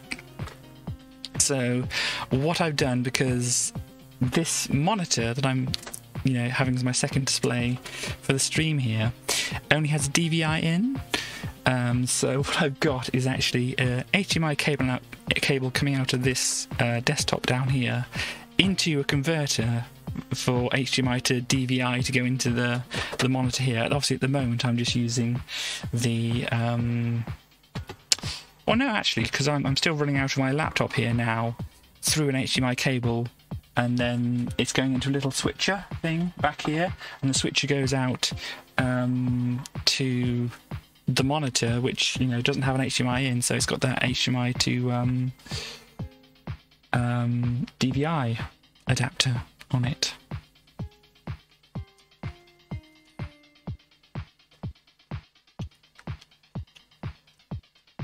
I think I even might somewhere have a spare one, so it would have been perfect if I could have just, you know, popped over and whatever, but unfortunately it is not a thing which can be done right at the moment. And by the time I can actually see you, you probably would have sorted it out, so...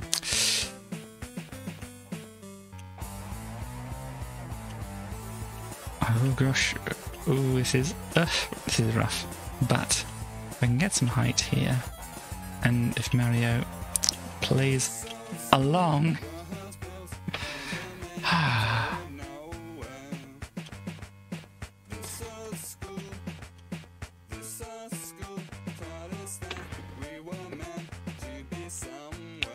I might try one of the other levels for a bit. Because obviously this is basically skill, learning this kind of thing. Yeah, I might try another level. Learn something else instead. Dive storage. It says... Am I going to do a drink first?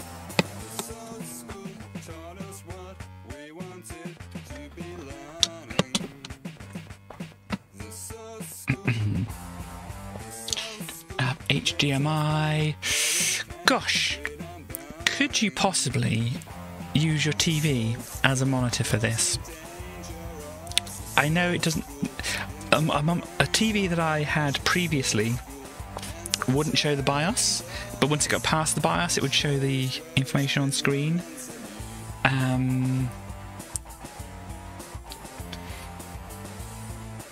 Oh, but then you're talking about coming out of the graphics card, it needs to be DVI. Yes, sorry. I had a thought, but it was the wrong thought. But you're saying something else. HDMI to DVI. It's exactly what I have here, I think, is what... But you're saying the other way around. So the HDMI is on the other graphics card that you're trying to swap in. No, the DVI is on the graphics card that you swapped in, because obviously it would make sense because you can already connect a thing to a TV. HDMI to DVI. Oh, kind of that way. Okay, right, I see. Sorry. Oh. Okay, so let me try this. Get deep into a dive state along the right wall. That wall. Then pull up. This stores your dive, which lets you swoop faster. Flick forward and back to execute the swoop. Gosh.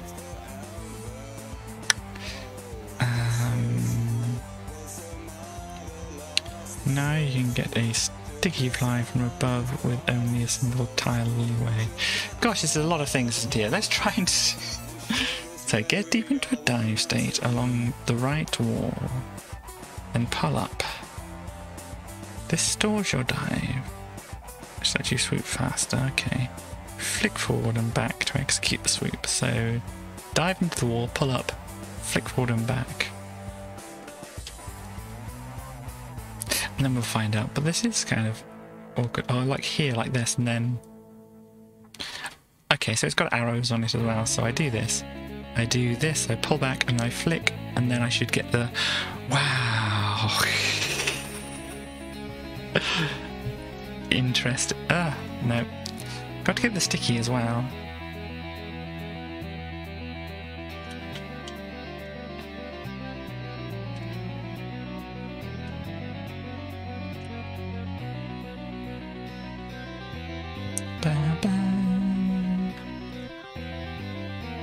Yeah.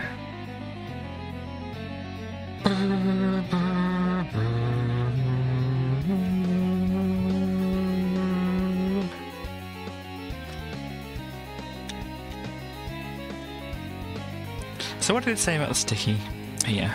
So get deep into dive state along the right wall and pull up as the arrow shows, store the dive, press you still flatten, flick forward and back to execute the swoop. And now you can get a sticky fly from Sorry, now you can get a sticky fly from above with only a single tile of leeway.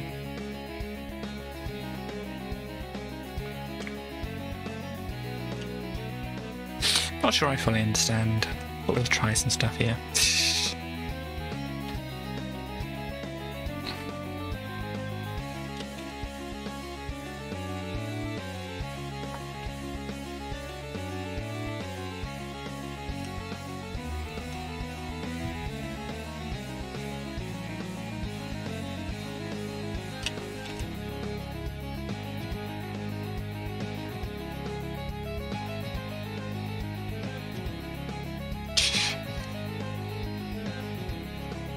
So it says sticky fly from above. So sticky fly from the above. So when you do that, you can get a sticky fly with only a thing of leeway. I guess that's what it's saying.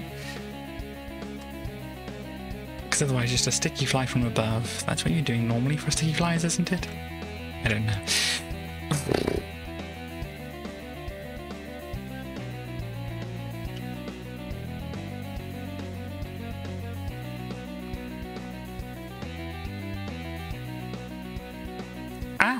Maybe this is going to do it. Yes, there we go. It worked. Sticky fly on the ground. Thank you. It's definitely a kind of moment. More mid-air catch. Oh gosh, why did you do this to me? Here's some practice on getting flight with an item when turnaround patch isn't applied. Oh no. Throw while you are taking off and catch after you have flight. So... did I get it? No, I didn't get it.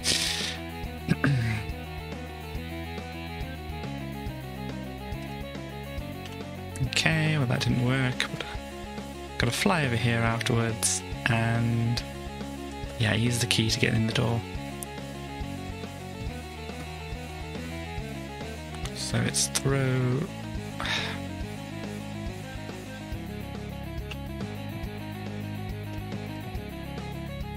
Yeah, Mario, stop showing off.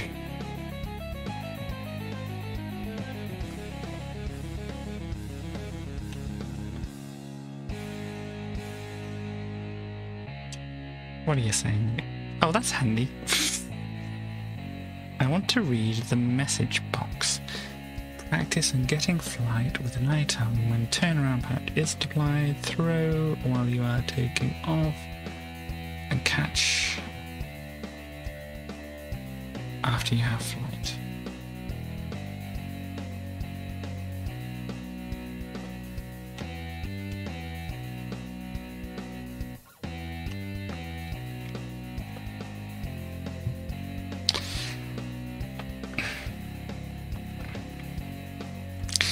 So I'm guessing throw when you're taking off means not when you're on the ground, but when you're actually just taking off. Is that? No, that's not it. Oh, no.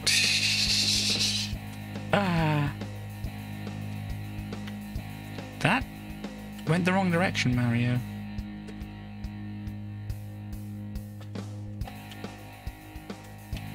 Yeah, it's still not working.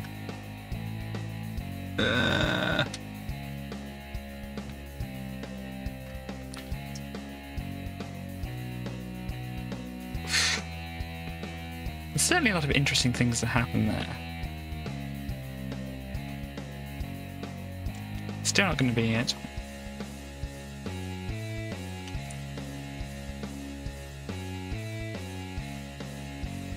It's kind of half get it, but not. Which is kind of strange. Yeah, you can't drift over there. Just too far to go.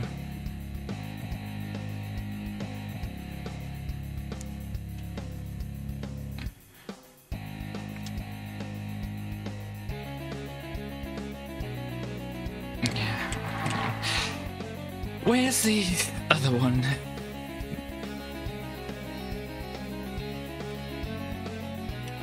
Air catches. So what's the normal way to do this then? Sticky fly into the shaft, tap forward once before you finish riding. Yeah, this is this, but this isn't... Oh, that's air catches, yeah, so this is not what I want. Why do they name them so similar things? Item fly. I'm sure this is what I want.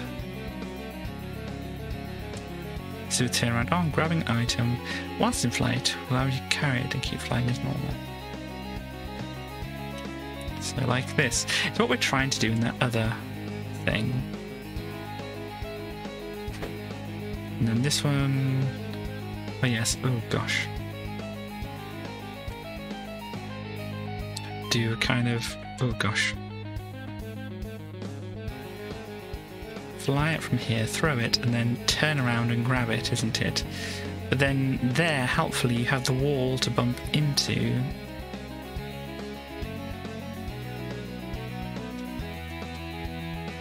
Can I throw it, please? Ugh.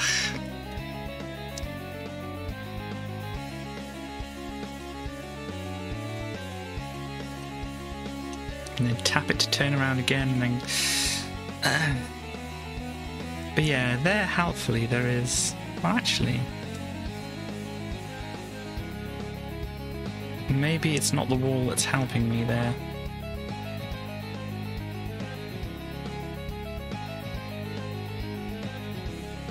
So, I still didn't get it there, though, which is a problem I was having before with this. Went completely wrong.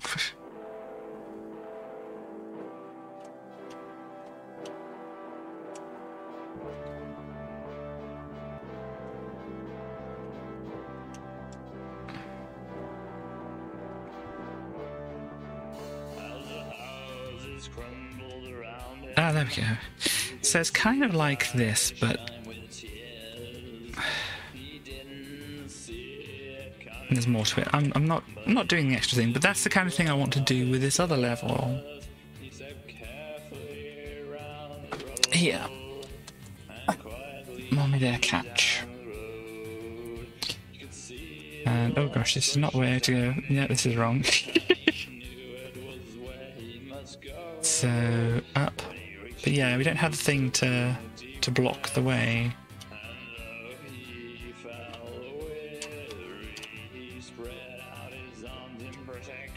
So what am I doing here without this? It's like... Can you please turn around, Mario? Ah.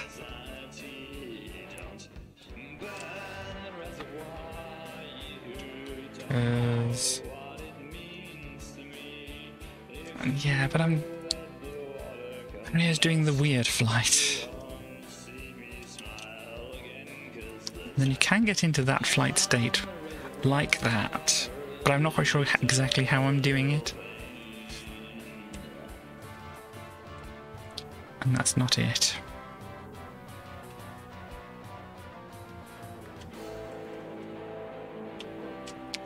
Because it looks like Mario's flying like he should be, but he's not. Why are you not doing it, Mario? Just that, but catching the key, Mario.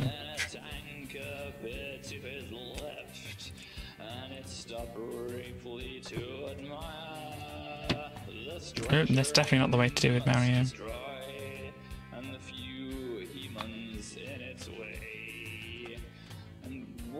That could work. Because though it does say on here, throw while you are taking off and catch after you have flight. So, I mean, I guess that means that the top works like this. But that didn't work. Oh, gosh. So actually throwing it at the top of the thing gives me some chance to get the flight whilst the key is airborne. Ah, well, this worked. I don't know if I've got it 100%, but it worked.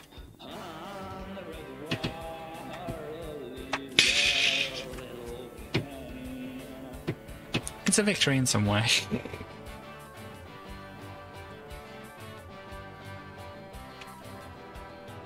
Mid-air throwing.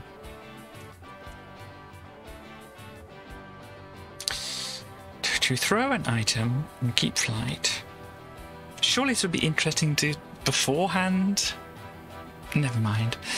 To throw an item and keep flight, press release Y. So this button is Y here. Well, let me demonstrate it. Press release Y just after pumping. So do.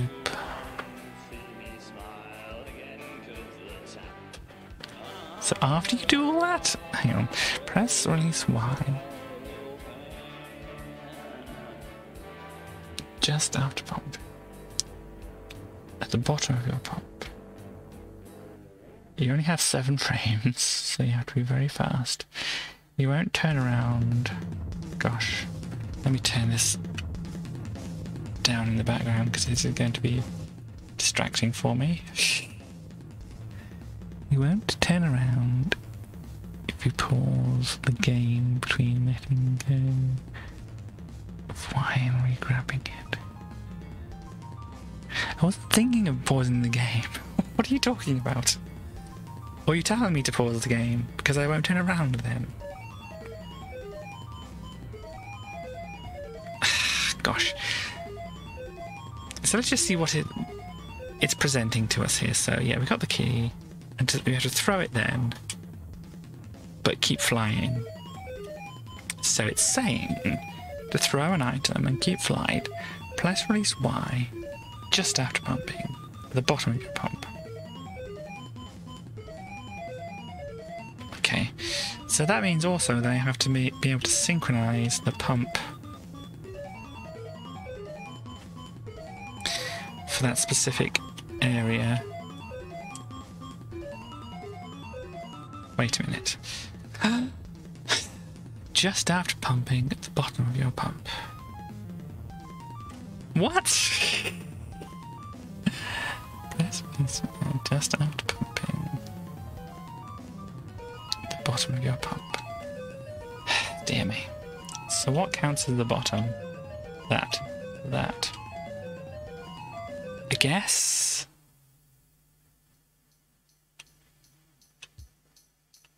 Okay, I didn't want to turn around. Can we...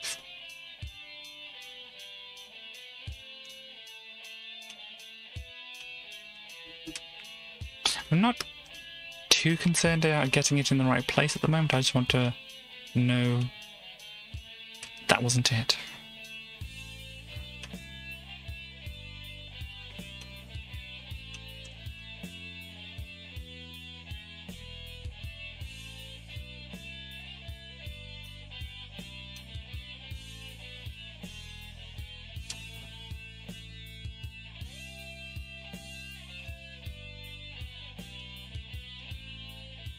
That didn't work.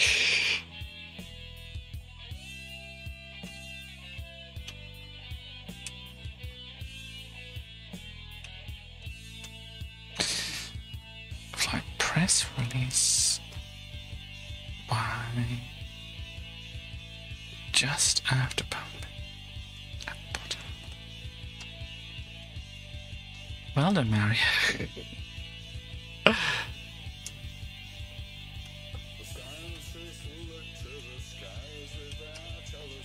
Okay, so you can't just push the other button. Why is it saying press release? Because pressing is just turning you around if you're not holding it, but then you have to be holding it to be able to hold the key, because otherwise if you don't...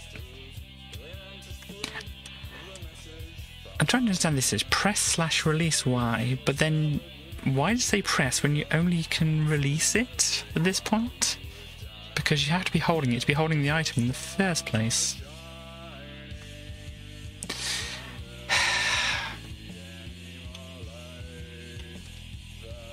Okay, well I carried on flying after throwing it. I just didn't throw it upwards, that's all.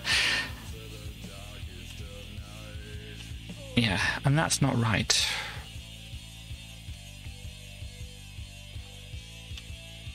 So kind of there. That's not the timing.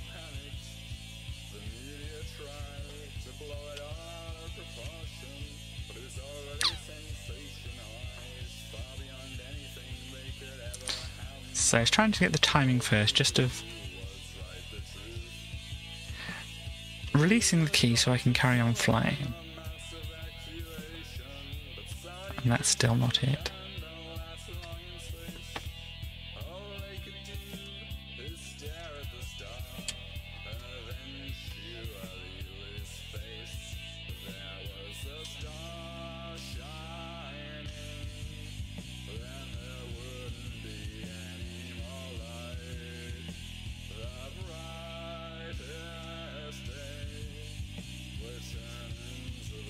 It obviously happened at one point here, didn't it? I'm not quite sure exactly what the timing is for this at the moment. And obviously once I've kind of got an idea of whatever the timing is for this, then I can try and work on throwing it upwards and getting the same result, and then throwing it upwards in the right place and getting the right result.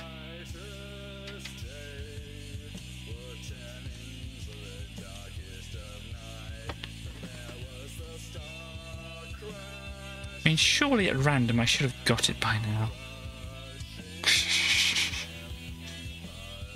And probably there's 7 frames in which to do it, so, you know. So after you pump at the bottom of the thing,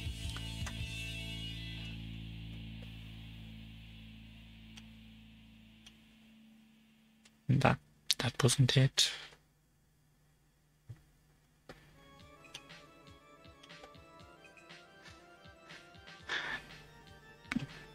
Definitely seems too early to do it.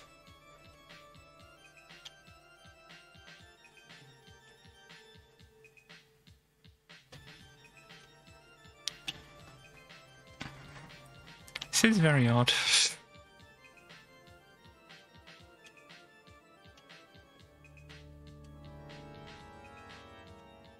I definitely did it with just releasing the key. Yeah, well that was it, but obviously Mario needed to not be facing the wrong way to do it.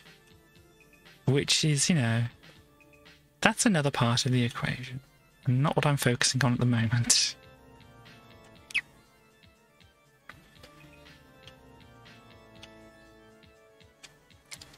From what it's saying, it just sounds like it's a timing thing.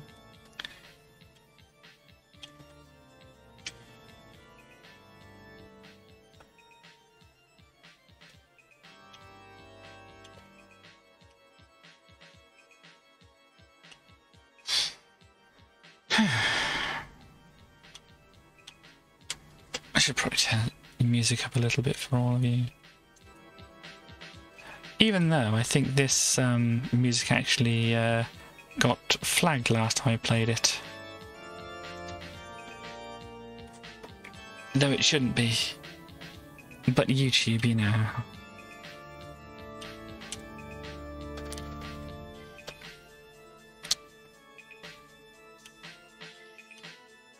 And you can say, well, it's the people claiming copyright to things which they shouldn't be claiming copyright to. That's the problem here. But it's also YouTube that's enabling them to do it, so... You know...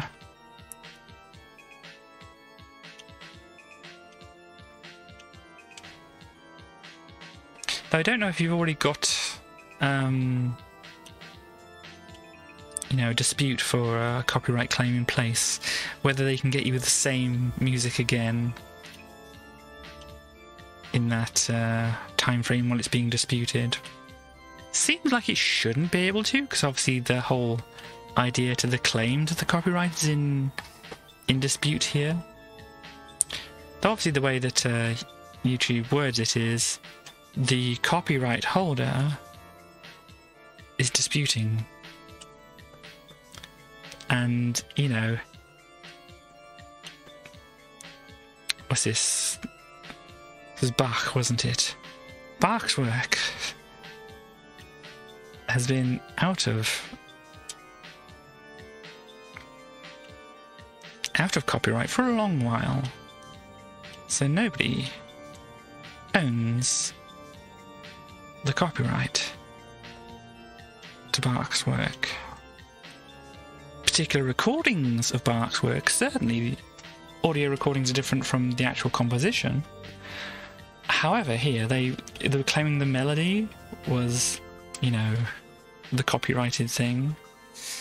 And it's just that wording in the whole thing. It's like the copyright holder is going to examine your dispute. Technically, they're not the copyright holder. So YouTube is just, you know, being biased here.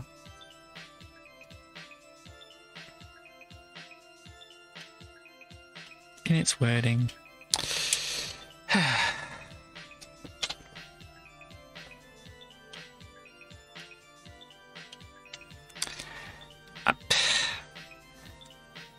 It's like, you only have 7 frames. I know it's saying you only have 7 frames, but some things are just a 1-frame window. And they're doable. Like that whole duck item grab fly thing, which I managed to do more frequently than I'm managing to do this. So it's annoying to know that it's a 7-frame window, and somehow I'm not hitting those 7 frames, when at other times I can hit 1-frame window things. Dear me. Maybe I should just not play this level at the moment. Backwards pumping. Excuse me? Hi? Well, this is a unique situation. Thank you. You can ascend without turning around. Initiate a pump. Hold back and mash B. Which one's B? That one's B. Oh, I just wanted to test my buttons here. Very rude of you. Hold back and mash B to go in reverse. Because that's the slowdown button, isn't it?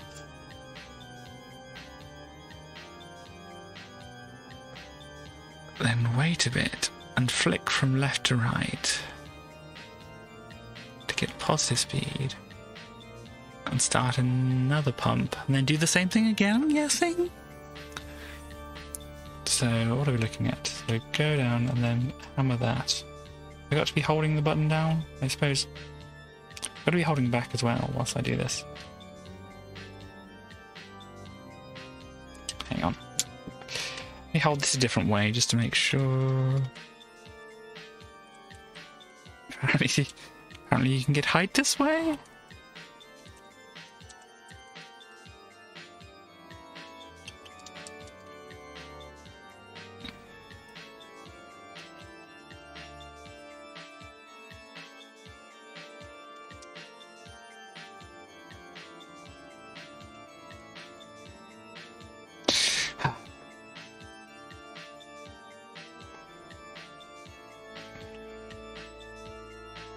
I want to read the box again. It's very annoying that they make the box so annoying to look at.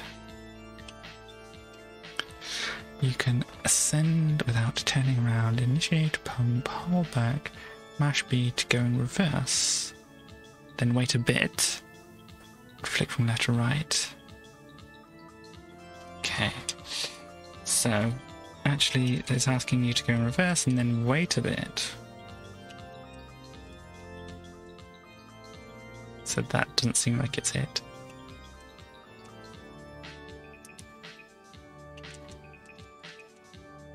Probably too quick. Oh, gosh.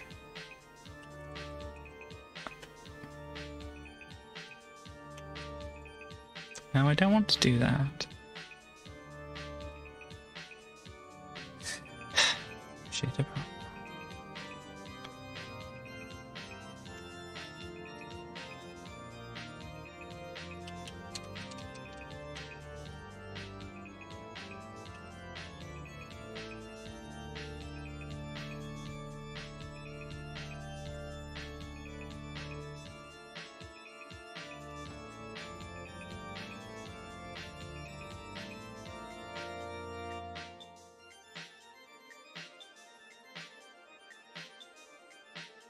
They mostly seem to be going down from this.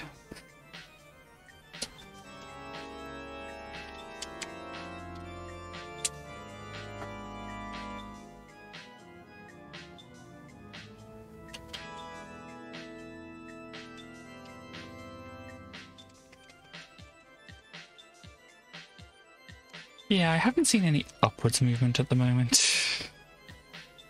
to give me any kind of idea that this is actually working.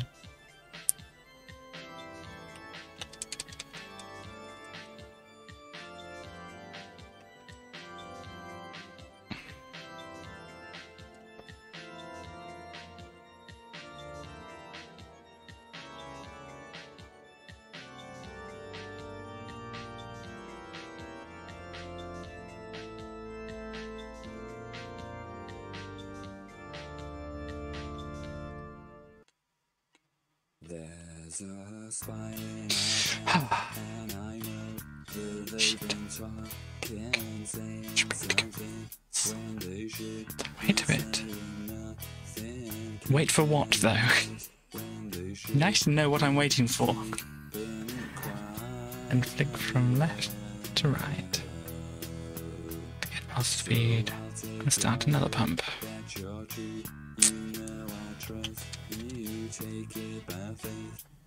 Because if I wait enough, I'm just falling down.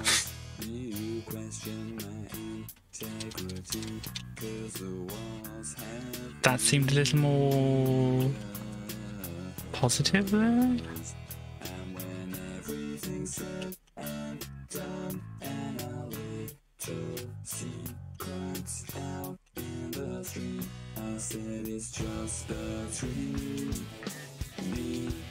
Yes, currently I'm holding the controller like this, so I can hold down the one button here with that finger and see that. So the button that's flashing on the input display is the one I'm holding down with this button, and then just so I can easily tap this other one fast when it's requested, required, whatever. So I need to do it a thing.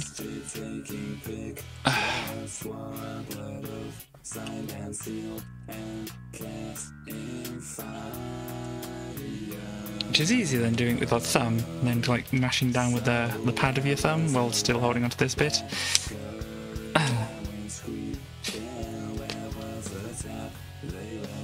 But obviously, since I have no idea what I'm supposed to be doing here, giving myself a little bit of an advantage is useful. Currently at 1,023 views on the Twitch channel altogether. Nearly 1,024.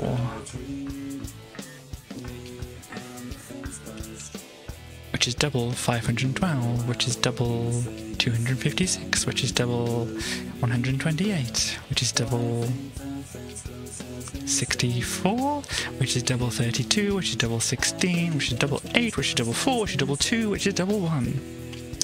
If you're wondering why I was interested in that, but still, it's 1023, that's like a binary max out or whatever if you're starting at 0. Which I did, obviously, zero views, so technically I've maxed out however many bits that is, I don't know.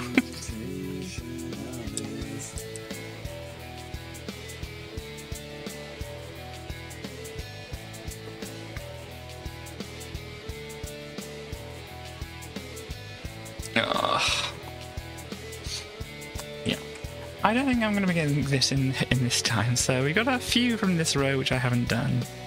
So, you know, I've done most from the rows up here, but I haven't finished off these two castle ones because the sticky fly is annoying. But yeah, need some sticky flying things as well to do that castle, so I should do the other one before that. This one is a sticky fly one. Can I go into this Yoshi thing now? Let's start seeing some of the Yoshi things here. Mount Yoshi in the flight state and you'll keep flight. It works normally, except pressing back to pump will turn you around tapping X to make Yoshi stick out his tongue will prevent him from turning around for a short time, allowing for a pump. Oh gosh. I want to come down onto... Okay. So I want to come down, stick out his tongue so I can...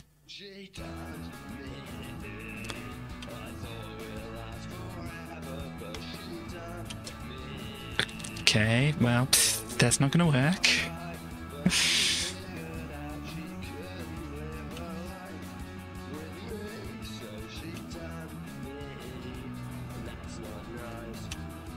Okay, that kind of worked. This is working. Okay, cool. Well, this worked. I think I got the idea of why it worked, though.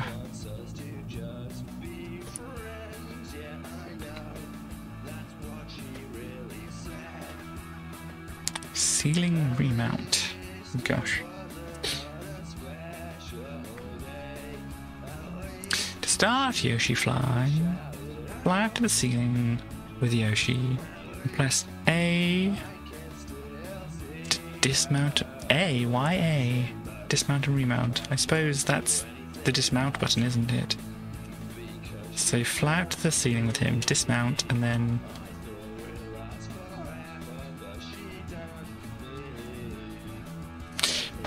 Fly up to the ceiling with Yoshi, press A to dismount and remount. Okay. Oh, because I still...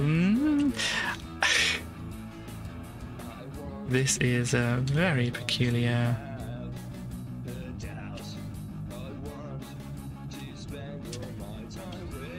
No.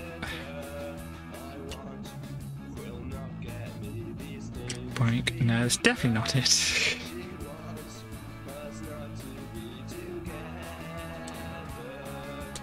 Yeah, I'm going to need a Yoshi over here, I'm feeling. Yeah, there we go. Going to need the Yoshi. Yeah, you have to hit the ceiling, I think. What it says. Fly up to the ceiling. So you can get that bump. And then... Didn't get the flight there. Because obviously that would have been a pump if I had.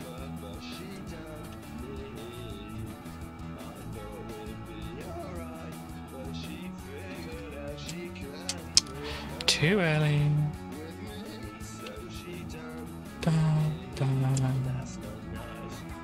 And if you're going to make a try to do a pump, you have to actually do the Yoshi tongue thing.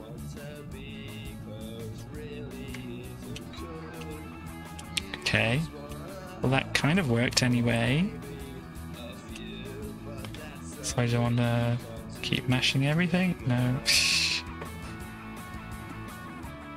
Or maybe, but that wasn't exactly the... Yoshi. Or Katie. You have to ask Yoshi to stick out his... Yeah, push the dismount button again. Gosh, this is unsurprisingly tricky.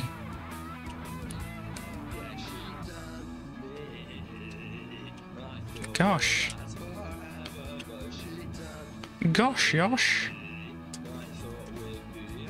And that was dropping like a stone, so that wasn't whatever.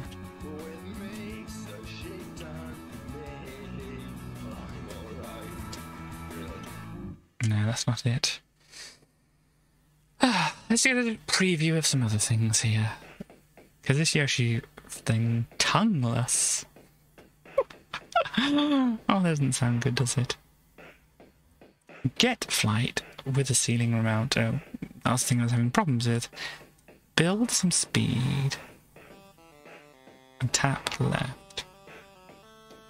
You should be going right and facing left. When you start going down, hold right until Yoshi is about halfway through his turn. Press left straight after to complete. Wow. Let me do that, and yeah, it's not going to... Yeah, so that requires me getting that other level down. Yoshi, turn around. There is nothing really stopping you from turning around with Yoshi Flight. Just press left after eating the shell. And tap right to prepare yourself for tongueless flight to the left. Okay, so I need to know. Yeah. You do stay attached to the ceiling for a while there, so maybe... No.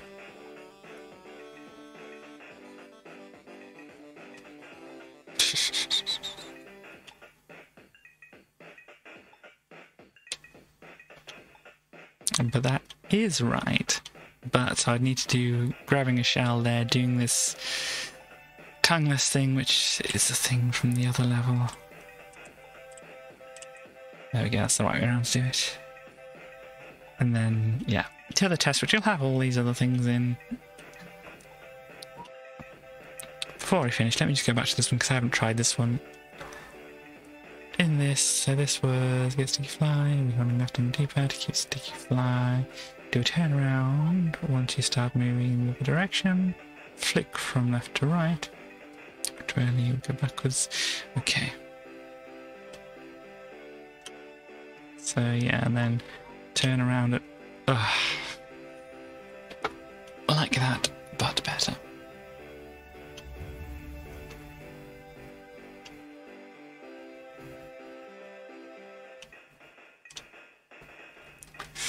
See, I think I'll play this until my 4 hours are up, which is going to be in like 5 minutes time.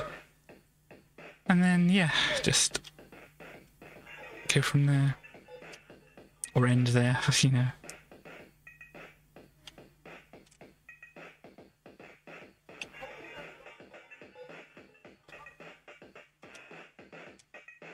Yeah, get the sticky flight first time, and then, oh, sticky fly first time, and then not again.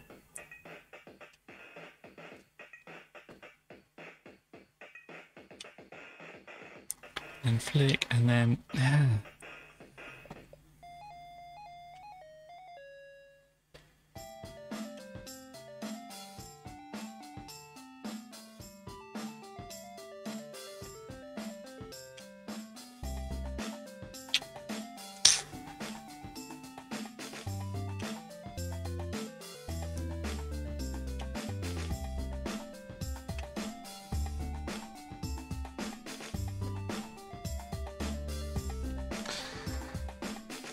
So, what are we on?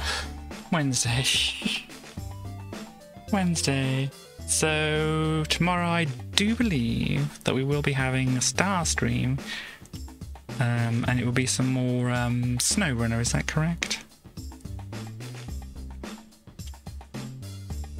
If anybody's around who can confirm that kind of thing.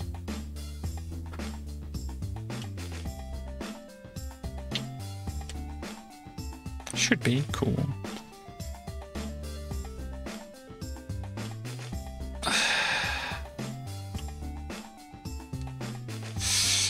So if you want to see a friend of mine doing some snow running, getting stuck in snow and stuff like that, then please do so, and I can do that over on here if I can find my mouse pointer. There we go. So, I mean, you can see their name right there, but there's also a clickable link here if you wish to go over to their channel and follow them right away. The first one is Radford West, however, but the second one is Stars Transmission there, though you should follow the Radford West as well, because they are good to watch, play some nice chill games and stuff like that. So we'll have a Stars tomorrow, me back on Friday. West is usually Sunday after me, but not directly after me. And Stal, are you thinking of streaming again?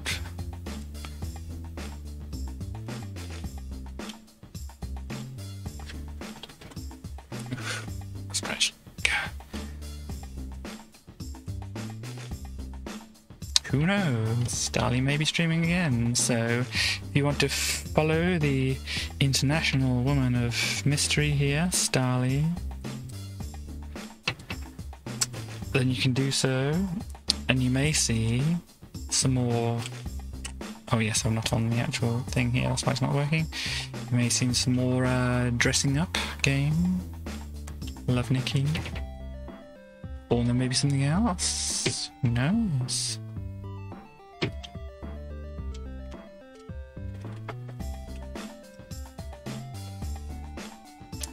But yes, I will be back on Friday. Oh gosh, Friday after this.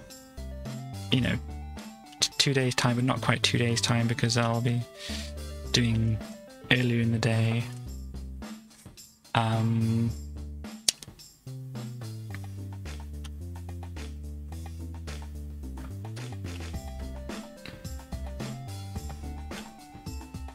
And we should be looking at those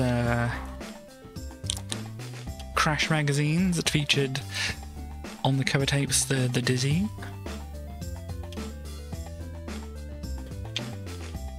Okay, well I kind of got it here, but is that going to get it? Oh! Oh gosh. So yeah, if you're looking at those Crash cover tapes, not cover tapes, we already looked at the cover tapes, but we were looking at the Crash magazines that went along with the cover tapes.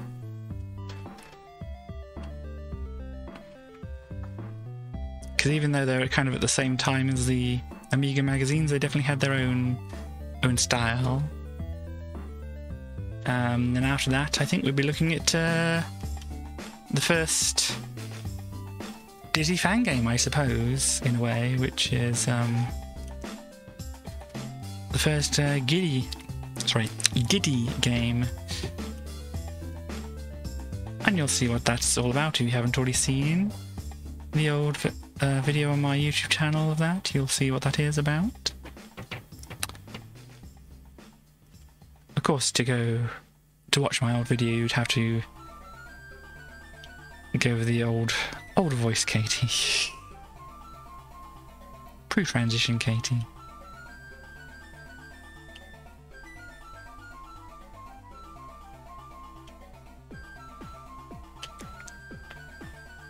Okay, so that's the last one. Yeah.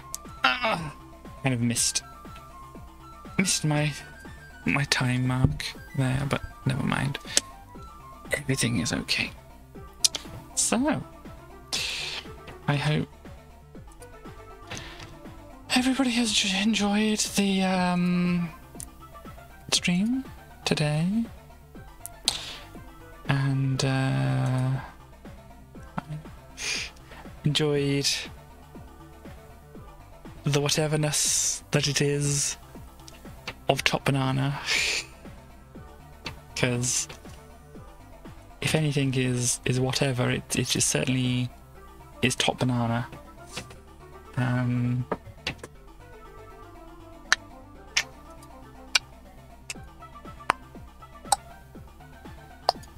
Deciding, I think, yes.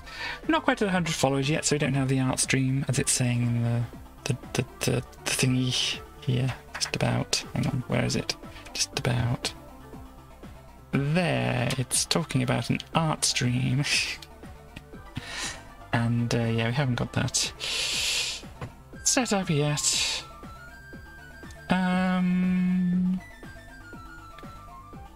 Well,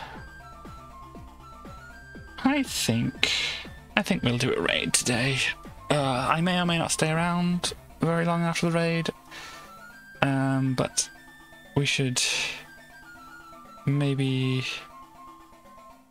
do a bit of a raid to somebody. Hang on, let me try and set things up. Sorry, I'm this is not what I want. This is what I want. So I can do that. And I can do this. Then again, I might not, because I don't know how long they're going to be on for, really. me just do a check of a thing here if I can. Don't know if I can. How do you do this? Oh, here it is. Let's see.